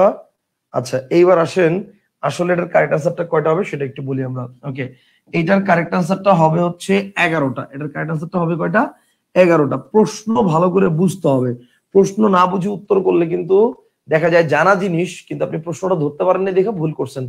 এটাও কিন্তু জানা জিনিস, আপনি তারপরে ভুল করছেন কেন? একমাত্র কোশ্চেনটা ধরতে পারেন নাই, এই কারণে। খেয়াল করেন, আমরা বলছি কয়টি স্বরবর্ণের পূর্ণরূপ আছে, সংক্ষিপ্ত রূপ তো বলি নাই। আমরা কি জিজ্ঞেস করছি কয়টা স্বরবর্ণের কার আছে? কার মানে কি? সংক্ষিপ্ত রূপ। কার মানে কি? সংক্ষিপ্ত রূপ। তাহলে সংক্ষিপ্ত রূপ বা কার আছে 10টা, কিন্তু টোটাল স্বরবর্ণ আছে কয়টা? 11টা। এই 11টার মধ্যে 10টার হচ্ছে কার আছে, কথাটা বুঝেন? 10টার হচ্ছে কি আছে? সংক্ষিপ্ত রূপ আছে 10টার, 10টার হচ্ছে সংক্ষিপ্ত রূপ আছে, সংক্ষিপ্ত রূপ আছে। কিন্তু এই যে 10টার সংক্ষিপ্ত রূপ আছে, এই প্রত্যেকটা সংক্ষিপ্ত রূপের একটা করে তো পূর্ণরূপ আছে। যেমন এই যে আকার, এই আকার একটা পূর্ণরূপ হচ্ছে কি এরকম। এই যে রস্বীকার, এই রস্বীকার একটা পূর্ণরূপ হচ্ছে কি এরকম। এরকম এই যে 10টা সংক্ষিপ্ত রূপ আছে, এই 10টার তো একটা পূর্ণরূপ আছে। আর এই 10টার সাথে স্বরেও এটাও তো যোগ হবে, কারণ এটার সংক্ষিপ্ত রূপ নাই কিন্তু পূর্ণরূপ তো আছে নাকি। তো তার মানে কি, অর্থাৎ যদি বলি যে পূর্ণরূপ আছে কয়টা, তাহলে কারেক্ট আনসার মোট 11টা স্বরবর্ণই হবে। কথা কি বুঝতে পারছেন? আমি কি বুঝাতে পারছি? বলেন জিনিসটা কি ক্লিয়ার? খুব সিম্পল একটা কোশ্চেন, বাট একটু পেঁচানো। খুব সিম্পল একটা কোশ্চেন, বাট একটু পেঁচানো।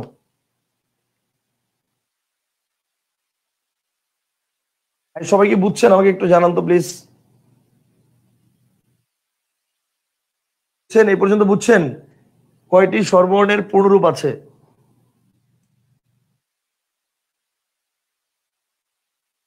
আচ্ছা, জি স্যার, বুঝছি বুঝছি বুঝছি বুঝছি। স্বরবর্ণের পূর্ণরূপ 11টা, এক্স্যাক্টলি। আচ্ছা, এইবার আসেন। এইবার আমি যদি বলি স্বরব বর্ণের উচ্চারণ, অ্যাকচুয়ালি স্বরধ্বনির উচ্চারণ। আমি যদি বলি স্বরধ্বনির উচ্চারণ, এটা একটু শিখতে হবে আমাদের। স্বরধ্বনির উচ্চারণ জিনিসটা কি, এটা একটু দেখবো আমরা। আচ্ছা, স্বরধ্বনির উচ্চারণ জিনিসটা কি, এটা যদি আমরা দেখতে চাই, তাহলে প্রথমে আমাকে একটা গ্রাফিক্যাল রিপ্রেজেন্টেশন দেখাইতে হবে। প্রথমে আপনাদেরকে এই গ্রাফিক্যাল রিপ্রেজেন্টেশনটা দেখাই। ধরেন কে, ধরেন হিউম্যান বিইং আর কি, সহজ কথা, ঠিক আছে। আল্লাহ, কতবার যে মুছতে হবে আল্লাহ জানে।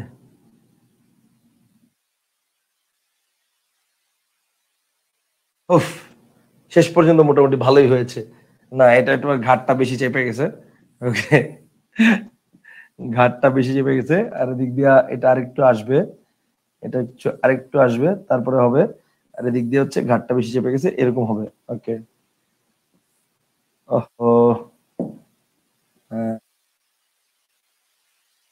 এই যে এবার ঠিক আছে। আমি কত ভালো পারফেক্ট একটা আর্টিস্ট। ওকে, ফাইন। আচ্ছা, এবার আসেন। ব্যাপারটা হচ্ছে, আমরা যখন কথা বলি, এই যে আমাদের মুখের ভেতরে এই জায়গাটাতে একটা ভি আকৃতির শেপ তৈরি হয়। আমরা যখন কথা বলি, আমাদের মুখের ভেতরে এই জায়গাটাতে একটা ভি আকৃতির শেপ তৈরি হয়, ঠিক আছে। তো এই ভি আকৃতির শেপটা আমি একটু আপনাদেরকে দেখাচ্ছি বড় করে। ভি আকৃতির শেপটা আমি একটু আপনাদেরকে বড় করে দেখাবো, ঠিক আছে। ভালো করে খেয়াল করবেন। আমি একটু এই ভি আকৃতির শেপটা আপনাদেরকে একটু বড় করে দেখাবো। ওকে। ব্যাপারটা হচ্ছে, হিউম্যান বিইং যখন সে কথা বলে, এটা হচ্ছে উপরের ঠোঁট, এটা হচ্ছে নিচের ঠোঁট। তো সে যখন কথা বলে, তো মুখের ভেতরে এই জায়গাটাতে একটা ভি আকৃতির শেপ তৈরি হয়। তো এই যে ভি আকৃতির শেপটা, এটাকে আমি যদি একটু বড় করে দেখাই, ব্যাপারটা হচ্ছে, এটাকে আমি যদি একটু বড় করে দেখাই, তাহলে বড় করে দেখাইলে ব্যাপারটা হচ্ছে এরকম।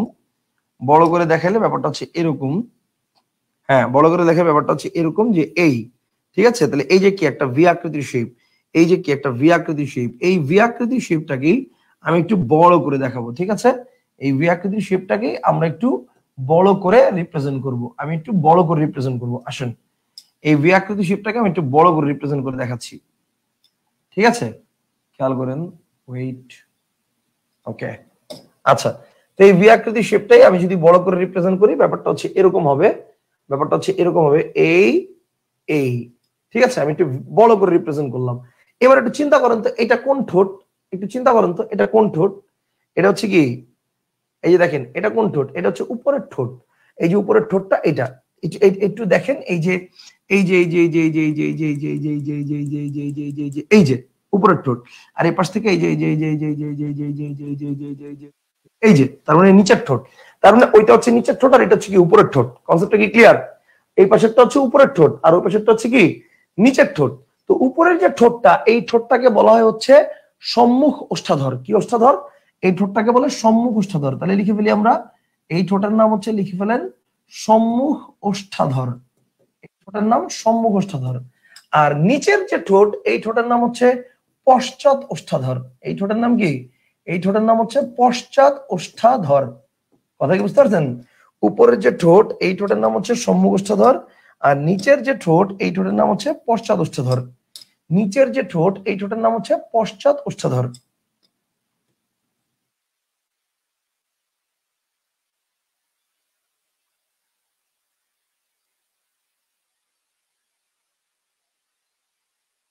এবার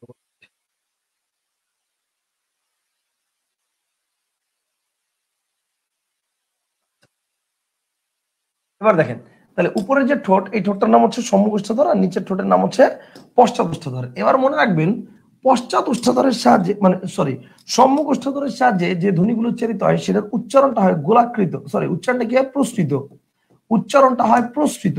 কি হয় প্রস্থিত। প্রস্থিত মানে কি? প্রস্থিত মানে হচ্ছে এই যে ঠোঁটটা চ্যাপ্টা হয়ে যাবে। প্রস্থিত মানে কি? ঠোঁটটা চ্যাপ্টা হয়ে যাবে। আর পশ্চাৎস্থধরের সাহায্যে যে উচ্চারণগুলো হয় সেটার উচ্চারণটা হচ্ছে গোলাকৃত হয়। সেটা উচ্চারণটা কি হয়? গোলাকৃত, অর্থাৎ ঠোঁটটা এরকম গোল হয়ে যাবে, এরকম গোল হয়ে যাবে। ঠিক আছে, উচ্চারণ গোলাকৃত, উচ্চারণ হচ্ছে গোলাকৃত, উচ্চারণ হচ্ছে গোলাকৃত। খেয়াল করেন, একটা হচ্ছে একটা হচ্ছে প্রস্থিত উচ্চারণ আর একটা হচ্ছে গোলাকৃত উচ্চারণ। প্রস্থিত উচ্চারণ মানে কি? এটা একটু দেখায় রাখি। প্রস্থিত উচ্চারণ মানে এরকম ঠোঁটটা চ্যাপ্টা হয়ে যাবে, আর গোলাকৃত উচ্চারণ মানে কি? এরকম ঠোঁটটা গোল হয়ে যাবে। ঠিক আছে, এইবার আসেন, এই যে এখান থেকে এই পর্যন্ত মানে কি? যে দেখেন, এখান থেকে এই পর্যন্ত যে অংশটা, এখান থেকে এই পর্যন্ত যে অংশটা, এই পর্যন্ত, এই অংশটাকে আমরা মোট 4টা ভাগে ভাগ করি। 4টা ভাগ কি কি? দেখেন, একটা হচ্ছে নিম্ন ধাপ, একটা হচ্ছে নিম্ন ধাপ, এরপর হচ্ছে নিম্ন মধ্য ধাপ, এরপর হচ্ছে নিম্ন মধ্য ধাপ, এরপর হচ্ছে উচ্চ মধ্য ধাপ, এরপর হচ্ছে উচ্চ মধ্য ধাপ, এন্ড লাস্ট ওয়ান হচ্ছে উচ্চ ধাপ। ঠিক আছে, তাহলে 4টা ধাপ: নিম্ন, নিম্ন, নিম্ন মধ্য, উচ্চ মধ্য, উচ্চ, নিম্ন, নিম্ন মধ্য, উচ্চ মধ্য, উচ্চ। এখন আমরা হচ্ছে এই ধাপগুলোর মধ্যে এই যে পয়েন্টটা, এই যে এটাকে বলে সেন্টার পয়েন্ট, এটাকে বলে কেন্দ্রীয় ধ্বনি। কেন্দ্রীয় ধ্বনি যে এখান থেকে, হ্যাঁ সেন্টার পয়েন্ট, এখান থেকে এটাকে হচ্ছে কেন্দ্র, এখান থেকে যেটা হবে সেটাকে বলা হবে কেন্দ্রীয় ধ্বনি। এবং কেন্দ্রীয় ধ্বনি একটাই, এবং সেটা কি?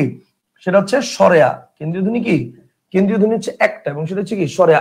আপনি উচ্চারণ করেন, ফিল করতে পারবেন। দেখেন, আ আ উচ্চারণটা করেন, ফিল করতে পারবেন। এই যে দেখেন, আ উচ্চারণ কোথা থেকে হচ্ছে? এখান থেকে হচ্ছে। আ কনসেপ্ট ক্লিয়ার? সো কেন্দ্রীয় ধ্বনি কোনটা, এটা আমরা ক্লিয়ার হয়েছি। এবার আসেন, তাহলে কেন্দ্রীয় ধ্বনি কোনটা, এটা ক্লিয়ার। তাহলে উচ্চ, উচ্চ মধ্য, নিম্ন মধ্য, নিম্ন, এই পর্যন্ত ক্লিয়ার। কেন্দ্রীয় ধ্বনি কোনটা, এটাও ক্লিয়ার। আর কেন্দ্রীয় ধ্বনির উচ্চারণ সবসময় হয় বিবৃত। সো এটাও লিখে রাখতে পারেন, উচ্চারণ বিবৃত। কেন্দ্রীয় ধ্বনির উচ্চারণ কেমন বলেন? কেন্দ্রীয় ধ্বনির উচ্চারণ হচ্ছে বিবৃত। ঠিক আছে, কেন্দ্রীয় ধ্বনির উচ্চারণ কেমন? বিবৃত। আচ্ছা, এইবার আসেন, তাহলে ব্যাপারটা হচ্ছে সম্মুখস্থধর আর একটা হচ্ছে পশ্চাৎস্থধর। এটা হচ্ছে উচ্চারণ প্রস্থিত, এটার উচ্চারণ হচ্ছে গোলাকৃত। মানে নিচের ঠোঁটের সাহায্যে যে ধ্বনিগুলো উচ্চারিত হবে সেটা উচ্চারণ করার সময় ঠোঁট গোল হয়ে যাবে, আর উপরের ঠোঁটের সাহায্যে যে ধ্বনিগুলো উচ্চারিত হবে সেটা উচ্চারণ করার সময় ঠোঁট চ্যাপ্টা হয়ে যাবে। এবার দেখেন, আমি যদি বলি মনে করেন কেন্দ্রীয় ধ্বনি হচ্ছে আ, উচ্চারণ হচ্ছে বিবৃত।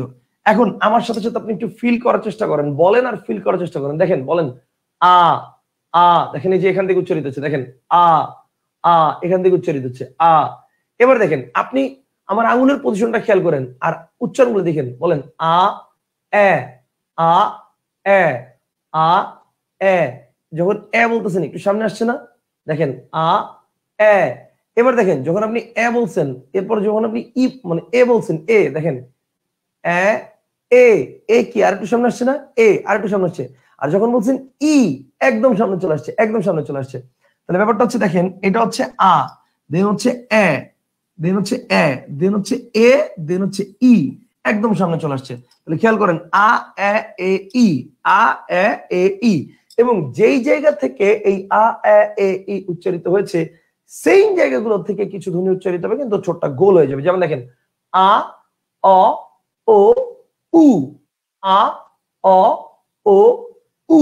তাহলে খেয়াল করেন, এটা হচ্ছে আ, দেন হচ্ছে অ, দেন হচ্ছে ও, দেন হচ্ছে উ।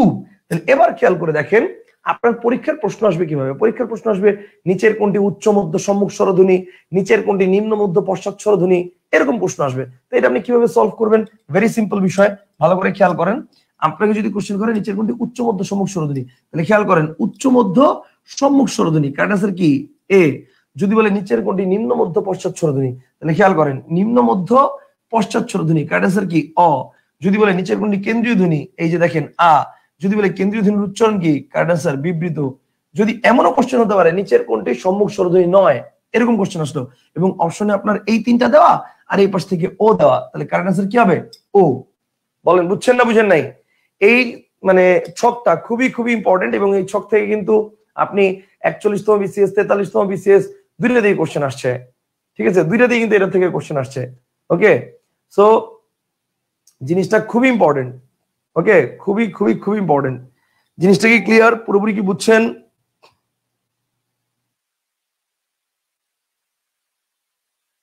আচ্ছা, একজন প্রশ্ন করেছে স্যার চ ও জয়ের পরে নাসিক্য ধ্বনি কি হবে?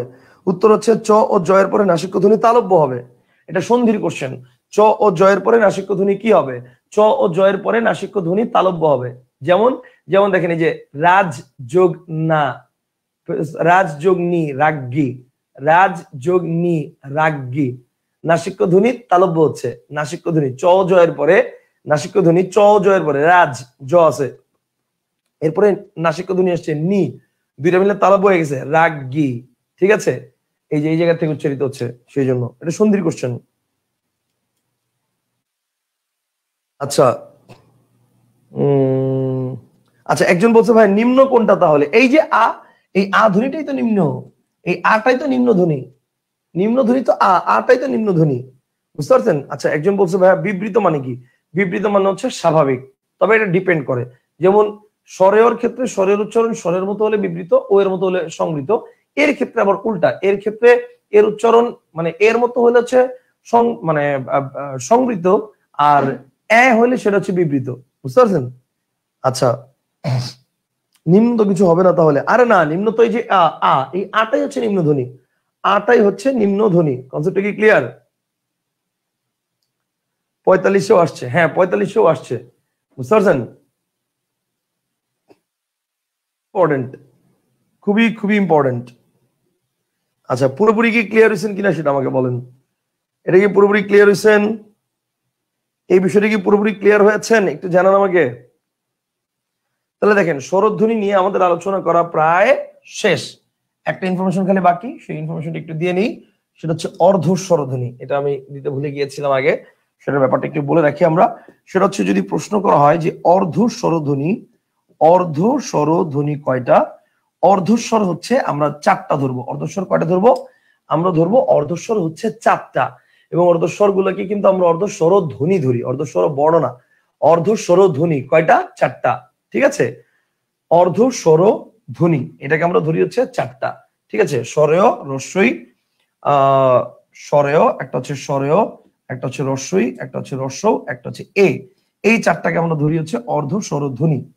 কিন্তু এই চারটা অর্ধস্বর ধ্বনি যে কেন বলা হয়, এটা নিয়ে হচ্ছে আমাদের এক একজন ভাষা বিজ্ঞানী এক এক রকম মতামত দিয়েছেন। তো ব্যাপারটা হচ্ছে কারো জিনিসটা পড়ে সহজে বোঝা যায়, কারো জিনিসটা পড়ে বোঝাটা একটু টাফ। তো এই ক্ষেত্রে বাংলা একাডেমির যে অভিধানটা দেওয়া আছে, বাংলা একাডেমির অভিধানে এটার মোটামুটি যে বিস্তারিত বর্ণনা দেওয়া আছে সেটা মোটামুটি একটু অপেক্ষাকৃত সহজ বোঝাটা, এবং এটা কিন্তু আমি সুন্দর করে বইয়ের মধ্যে বিস্তারিত ব্যাখ্যা করে দিছি যে স্বরেয়, রস্বই, রস্বৌ, এই চারটাকে কেন অর্ধ স্বরধ্বনি বলা হয়। কনসেপ্টটা কি ক্লিয়ার? এই চারটাকে কেন অর্ধ স্বরধ্বনি বলা হয়? কি বলছেন স্যার? সংবৃত আর বিবৃতির মধ্যে পার্থক্যটা আরেকবার বলেন। ভাইয়া, সংবৃত আর বিবৃতির মধ্যে পার্থক্যটা এখন তোমাদেরকে বলবো না, তারপরও জানতে চাইছো, আমি খালি বেসিকটা বলি। বেসিকটা হচ্ছে মনে রাখবা, সেটা হচ্ছে ভাই স্বরেয় এর ক্ষেত্রে স্বরেয় এর উচ্চারণ যদি স্বরেয়র মতোই হয়, স্বরেয়ের উচ্চারণ স্বরের মতোই হয়েছে, তাইলে সেটা হচ্ছে বিবৃত, তাইলে সেটা হচ্ছে কি? সেটা হচ্ছে বিবৃত। আর যদি স্বরের উচ্চারণ মানে স্বরের উচ্চারণ ও এর মতো হয়, তাহলে সেটা হচ্ছে সংবৃত, সেটা হচ্ছে সংবৃত। কথা বুঝতে পারছো? অর্থাৎ স্বরের উচ্চারণ স্বরের মতো হওয়া মানে কি? মানে স্বাভাবিক উচ্চারণ, তাহলে স্বাভাবিক হলে বিবৃত। আর স্বরের উচ্চারণ ও এর মতো হওয়া মানে কি? মানে অস্বাভাবিক উচ্চারণ, তার মানে কি? সংবৃত। ব্যাপারটা হচ্ছে এরকম, যেমন দেখো আমি যদি বলি নদী, একটু খেয়াল করো তো ভাই, নয়ের সাথে আমরা কি ওকার দিছি? দেই নেই, আমি লিখছি ন, শুধু ন। তাহলে ন মানে কি? নয়ের সাথে অ আছে, তো অ থাকলে উচ্চারণ কিন্তু তুমি ঠিকই নদী এটাই করতেছো, উচ্চারণ কিন্তু তুমি নদী এটা করো না, উচ্চারণ কিন্তু নদী বলো না, উচ্চারণ বলো নদী। তাহলে নয়ের উচ্চারণ ও এর মতো করতেছো, ঠিক আছে? আবার এখানে দেখো অয়ের উচ্চারণ তুমি অ করো, এরকম কিছু উদাহরণ আছে। যেমন যেমন মনে করেন আজকে অনেক পড়ালেখা করছি, তুমি কি বলো? আজকে অনেক পড়ালেখা করছি, অনেক। ওয়ার্ডটা কি অনেক বলো, নাকি আজকে অনেক পড়ালেখা করছি অনেক বলো? বলো কোনটা বলো? অনেক বলো। তার মানে অয়ের উচ্চারণ অয়ের মতোই করতেছো। তাহলে অয়ের উচ্চারণ অয়ের মতো বলে সেটা বিবৃত, ও এর মতো বলে সেটা সংবৃত অয়ের ক্ষেত্রে। কিন্তু এর ক্ষেত্রে এটা আবার মানে মানে ব্যতিক্রম, মানে এর ক্ষেত্রে এটা আবার উল্টা, ঠিক আছে? অর্থাৎ এ ধ্বনির উচ্চারণ, এ ধ্বনির উচ্চারণ যদি এর মতো হয়, এর মতো হয়, তাহলে সেটা হচ্ছে এ ধ্বনির উচ্চারণ এর মতো হলে সেটা হচ্ছে বিবৃত, আর এর উচ্চারণ যদি এর মতোই হয় অর্থাৎ স্বাভাবিক হয় সেটা হচ্ছে সংবৃত। কথা বুঝতে পারছেন? এর ক্ষেত্রে যেমন কি, যেমন যে এই যে দেখেন, যেমন মনে করেন এক, আপনি লিখছেন এ কিন্তু উচ্চারণটা কি এক না এক, এক করতেছেন। আর এখানে ওই একের সাথে যখন আপনি পদস্থিতি নির্দেশক যোগ করবেন তখন কিন্তু সেটা আর একটি বলেন না, আপনি বলেন একটি। তখন কিন্তু আবার একটি বলেন না, আপনি বলেন কি একটি। Concept clear? সংবৃত আর বিবৃতর ব্যাপারটা কি ক্লিয়ার হয়েছেন?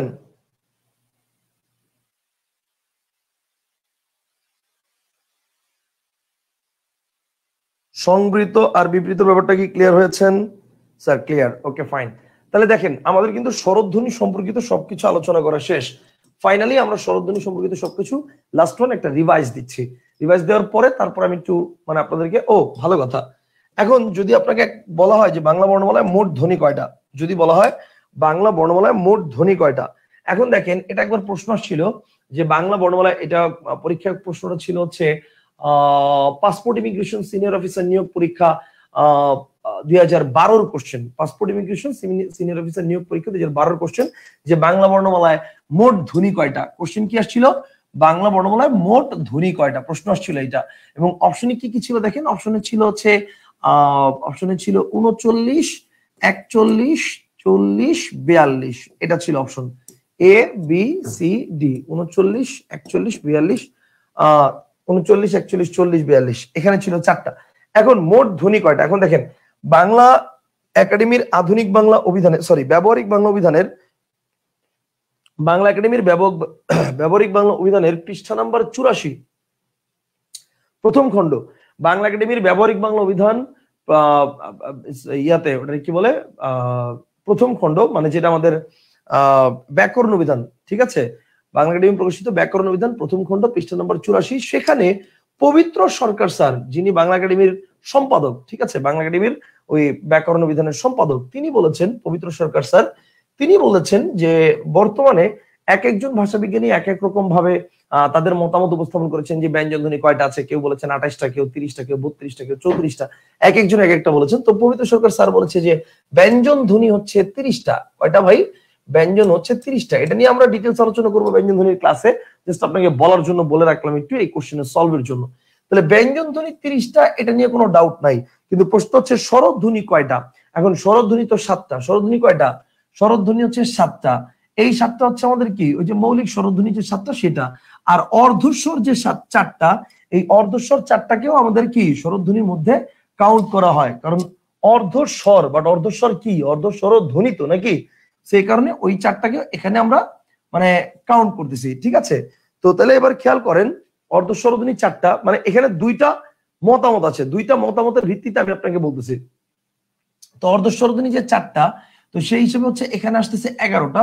সেই 11টার চিন্তা ভাবনা করলে তাহলে 7 আর 4 11, দুইটা মিলে হয়ে গেছে 30, দুইটা মিলে কি হয়ে গেছে, দুইটা মিলে হয়ে গেছে, সরি দুইটা মিলে হয়ে গেছে হচ্ছে এই 7 আর 30, 37 আর 4 41, এবং আমার অপশনে কিন্তু এখানে 37 ছিল না, দ্যাট ইজ ওয়াই আমার এখানে বেস্ট অ্যান্সার ধরতে হবে 41টা। তবে যদি আমার অপশনে এই 37টা থাকতো, this will be the best answer. অপশনে 37 নাই বিধায় আমি এখানে 41 কে বেস্ট অ্যান্সার ধরছি, কিন্তু অপশনে যদি 37 থাকতো তখন ওইটাই আমার বেস্ট অ্যান্সার হইতো। কনসেপ্টটা কি ক্লিয়ার?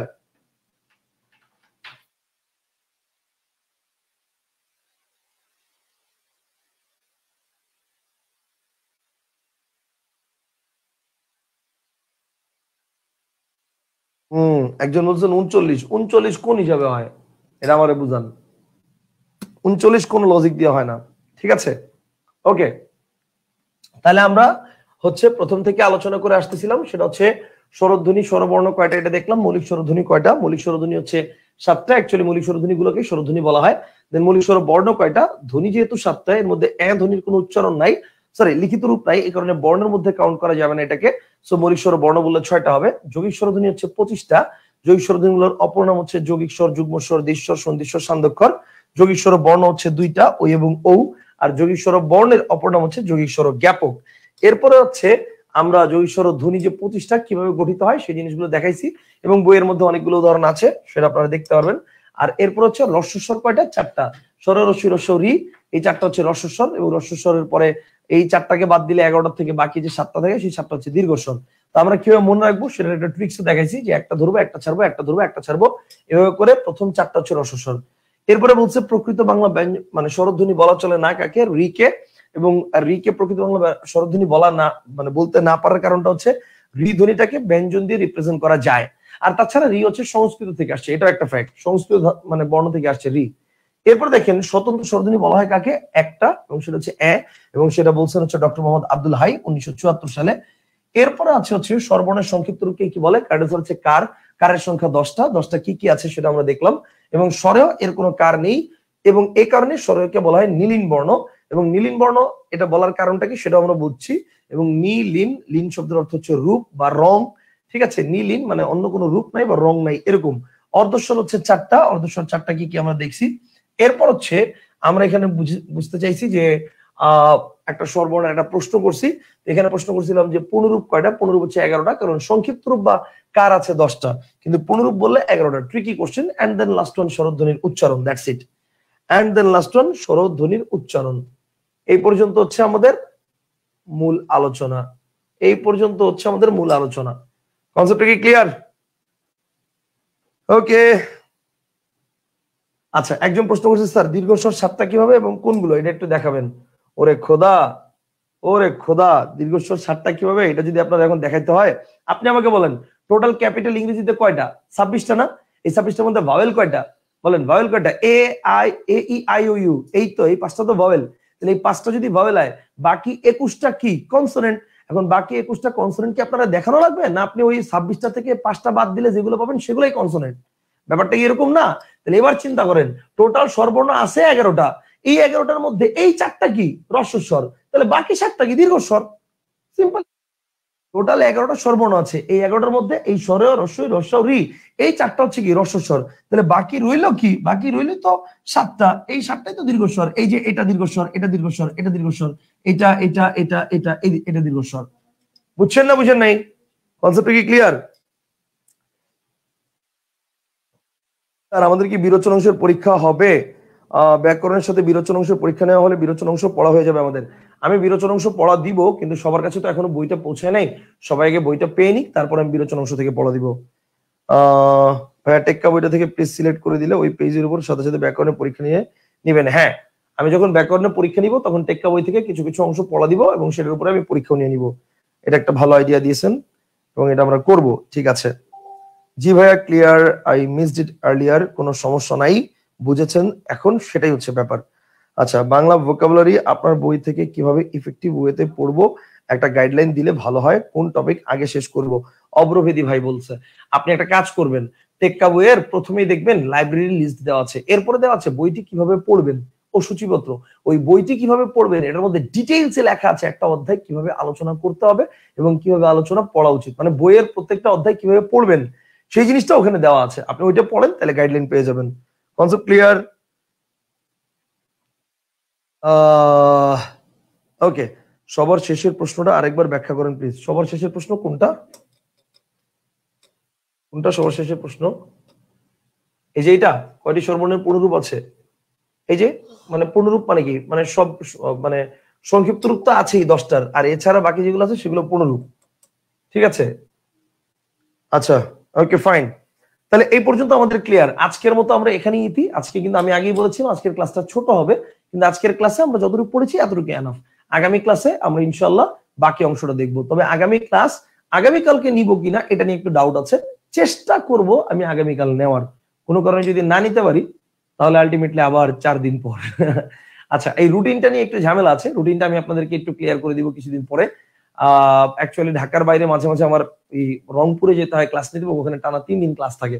বাট ওখানেও আমার স্টুডিও সেটআপ হয়ে গেছে, বাট স্টুডিও সেটআপে এখন পর্যন্ত এসি লাগানো হয় নাই, এবং এই কারণে স্টুডিও সেটআপটা এসি লাগানো হয় নাই বিধায় ওখানে 2 ঘন্টা দাঁড়ায় ক্লাস নেওয়া মানে মনে হয় যে আমি জাহান্নামের মধ্যে আছি।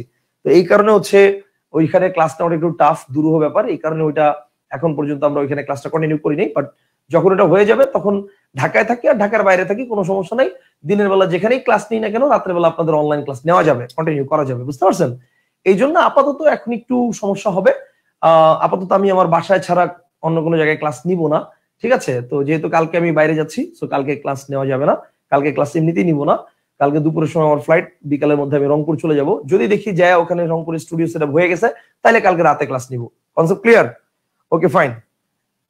ঠিক আছে ভাইয়া, বাংলা সাহিত্য নিয়ে একটু গাইডলাইন দিয়ে। নট নাও, এটা পরে।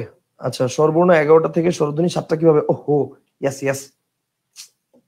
দেখেন ব্যাপারটা হচ্ছে এই যে দেখেন, স্বরেয়, স্বরেয়া, রস্বই, দীর্ঘই, রস্ব উ, দীর্ঘ উ, দীর্ঘ উ, রি, এ, ওই, ও, ও, ও, ও, আর হচ্ছে এ। এই হচ্ছে টোটাল স্বরধ্বনি ছিল এই 11টা। আর এটাকে অতিরিক্ত নেওয়া হয়েছে। এখন আসেন এটাকে কেন নেওয়া হয়েছে সেটা বলতেছি। ব্যাপারটা হচ্ছে এই যে স্বরেয়, এটাকে আলাদা স্বরধ্বনি নেওয়া হয়েছে, এটাকেও নেওয়া হয়েছে আলাদা, এটাকে নেওয়া হয়েছে, এটাকে বাদ দিছে কেন? কারণ এটার উচ্চারণ তো সেম, সেম না? হ্যাঁ, একটা একটু রস্য, একটা একটু দীর্ঘ, বাট উচ্চারণ তো সেম। মনে করেন এটাও দিন, এটাও দিন, আর এটাও দিন। ব্যাপারটা তো এরকম না যে এই দিন উচ্চারণ করতে গেলে আপনাকে একটু টাইনা পড়তে হয় দিন, এরকম তো না। ব্যাপারটা হচ্ছে এটাও দিন আর এটাও দিন। কথা বুঝতে পারছেন? হ্যাঁ, দুইটার অর্থ আলাদা, বাট উচ্চারণ তো সেম, ধ্বনি তো সেম। ধ্বনি মানে কি? উচ্চারণ তো সেম। আবার দেখেন এইটার উচ্চারণ, এটার উচ্চারণ, ঠিক আছে, দুটো কিন্তু সেম। দ্যাট ইজ ওয়াই এটাকে আমরা শুধুমাত্র মানে এটাকে আমরা ধ্বনি হিসেবে ধরছি, এটাকে ধ্বনি হিসেবে ধরছি। এরপরে দেখেন রি, রি তো এক্সাক্ট কোনো উচ্চারণই নাই। রি তো এটা ব্যঞ্জন দিয়ে রিপ্রেজেন্ট করা যায়, ঠিক আছে? রি তো ব্যঞ্জন দিয়ে রিপ্রেজেন্ট করা যায়। এরপরে এ কে ধরবো আর ও কে ধরবো। ও মানে ওই আর ও, এই দুটাকে ধরবো না। কেন ধরবো না? কারণ এই দুটা তো মৌলিক না। এই দুটা তো এই দুইটা তৈরি তো হয়েছে অন্য দুইটা দিয়া। মানে এই ওই তৈরি হয়েছে কি দিয়া? ও প্লাস রস্বই দিয়া, তাই না? এই ওই তৈরি হয়েছে কি দিয়া? ও প্লাস রস্বই দিয়া। এটা দিয়ে তৈরি হয়েছে এটা। আবার ও প্লাস রস্ব দিয়ে তৈরি হয়েছে কি? ও। তার মানে এরা দুইজন তো মৌলিক না। তার মানে এবার দেখেন মূল আমার কয়টা? 1 2 3 4 5 6, আর এই যে একটা এক্সট্রা 7। এই 7টাকে হচ্ছে স্বরধ্বনি, মৌলিক স্বরধ্বনি বলা হয়েছে। কনসেপ্টটা কি ক্লিয়ার? অর্থাৎ যারা একদম মানে পারফেক্ট, নিজেই স্বতন্ত্র, এই 7টা স্বরধ্বনি থেকে, এই 7টা। বুঝতে পারছেন?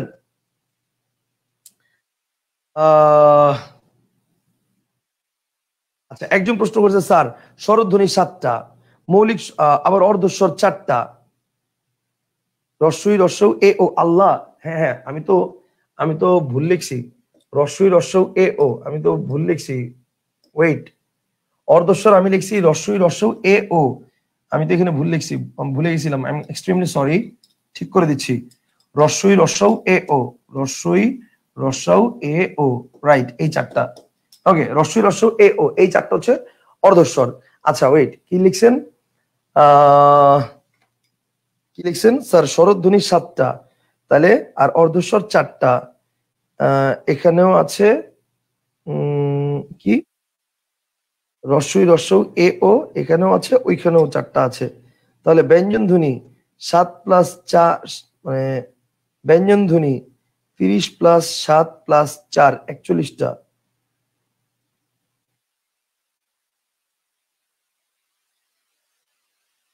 তাহলে ব্যঞ্জন ধ্বনি 30টা। আমি বুঝি নাই জিনিসটা আসলে। আশিক ভাই কি প্রশ্ন মানে করছেন, এটা আমি আসলে প্রশ্নটাই বুঝি নাই। আশিক ভাই আসলে প্রশ্ন করে কি বুঝাতে চাইছেন, আপনার প্রশ্নটাই বুঝি নাই। কথা বুঝতে পারছেন? আচ্ছা, একজন প্রশ্ন করছে স্যার বলছেন স্যার বিশ্ববিদ্যালয় শব্দে কয়টা মুক্তাক্ষর আর কয়টা বদ্ধাক্ষর আছে? বিশ্ববিদ্যালয় শব্দে কয়টা মুক্তাক্ষর কয়টা বদ্ধাক্ষর আছে? প্রথমে লিখে ফেলেন এই যে বিশ্ববিদ্যালয়। ওকে, বিশ্ববিদ্যালয়। তাহলে আসেন 20, ওকে 20, ঠিক আছে। বিশ্ব, বিশ্ব, বিদ, বিশ্ববিদ, দা, দা, বিশ্ববিদ্যা লয়, LOY লয়। তাহলে এবার দেখেন বিদ দা লয়। তাহলে এবার দেখেন এটা লাস্টে কনসোনেন্ট, তার মানে এটা বদ্ধাক্ষর। শো লাস্টে ভাওয়েল মানে মুক্তাক্ষর, বিদ কনসোনেন্ট মানে বদ্ধাক্ষর, দা ভাওয়েল মানে মুক্তাক্ষর, লয় কনসোনেন্ট মানে বদ্ধাক্ষর। তার মানে 3টা হচ্ছে বদ্ধাক্ষর আর 2টা হচ্ছে মুক্তাক্ষর। 3টা বদ্ধাক্ষর, 2টা মুক্তাক্ষর। কথা বুঝতে পারছেন? কনসেপ্টটা কি ক্লিয়ার? এ প্লাস আ মিলে হয়, তাহলে কিভাবে কিভাবে কাউন্ট হয়? কি বলছেন? এ এর ব্যাপারটা কি বলছেন এটা বুঝিনি আমি। আফসার বলছে এ ইকুয়াল টু এ প্লাস আ, তাহলে কিভাবে এ কাউন্ট হয়, এ কোথায় কাউন্ট হয়? ও আচ্ছা, মূল স্বরধ্বনির মধ্যে এ কিভাবে কাউন্ট হয়? এ যে এ প্লাস আ, এটা আপনি কোথায় পাইছেন?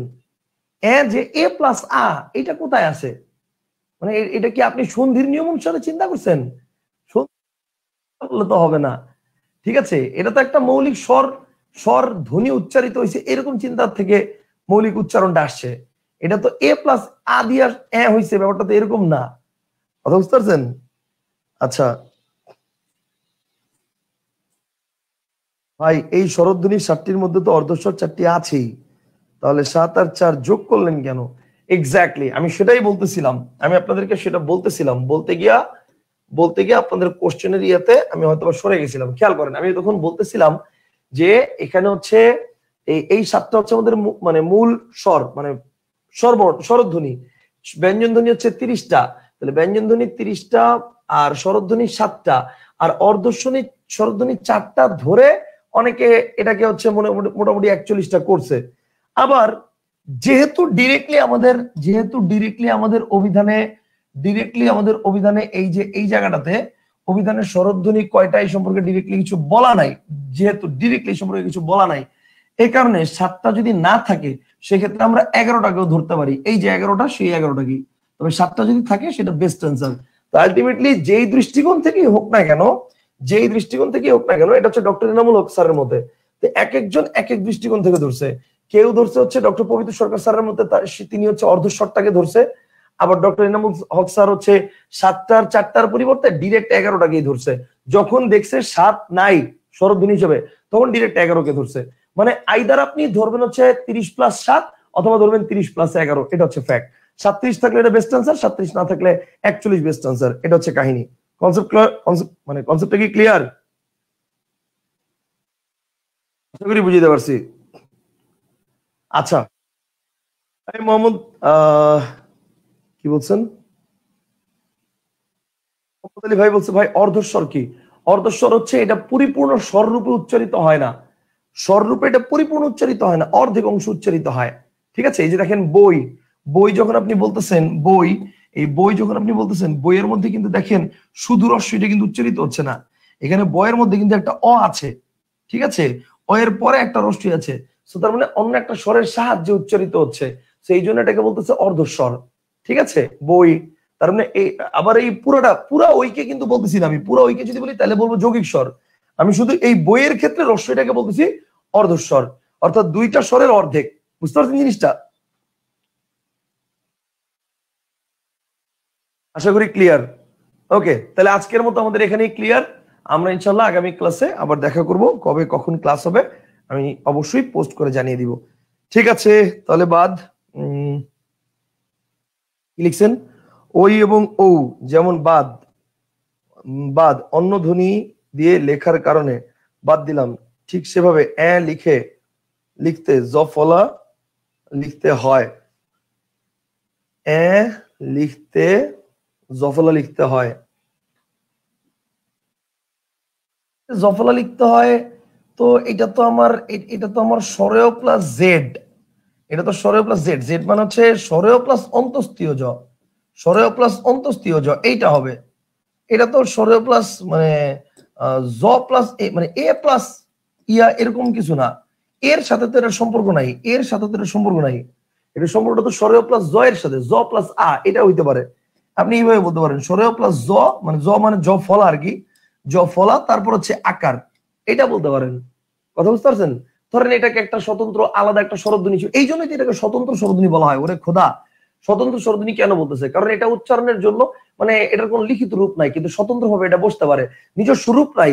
উচ্চারিত হয় এ দিয়া, উচ্চারিত হয় কি দিয়া? এ দিয়া, উচ্চারিত হয় হচ্ছে এ দিয়া, মানে লেখা থাকে এ, উচ্চারিত হয় এ, মানে আলটিমেটলি প্রকাশিত হয় এ দিয়া, কিন্তু স্বতন্ত্র ভাবে প্রকাশিত হয়। তো নিজস্ব রূপ নাই, কিন্তু আলটিমেটলি স্বতন্ত্র ভাবে প্রকাশিত হচ্ছে। যেমন দেখেন কেন, এই যে কেন উচ্চারণটা, আপনি কি কেন উচ্চারণ বলেন? কেন, কেন বলেন, আপনি বলেন কেন, তার মানে এর কোনো রূপ নাই, কিন্তু উচ্চারণ ঠিকই হচ্ছে। কথা বুঝতে পারছেন? এই কারণেই তো একে আপনি স্বতন্ত্র স্বরধ্বনি বলবেন। Concept clear? ফাহাদ বিন আলম বলছে ভাই পিডিএফ কোথায় পাবেন?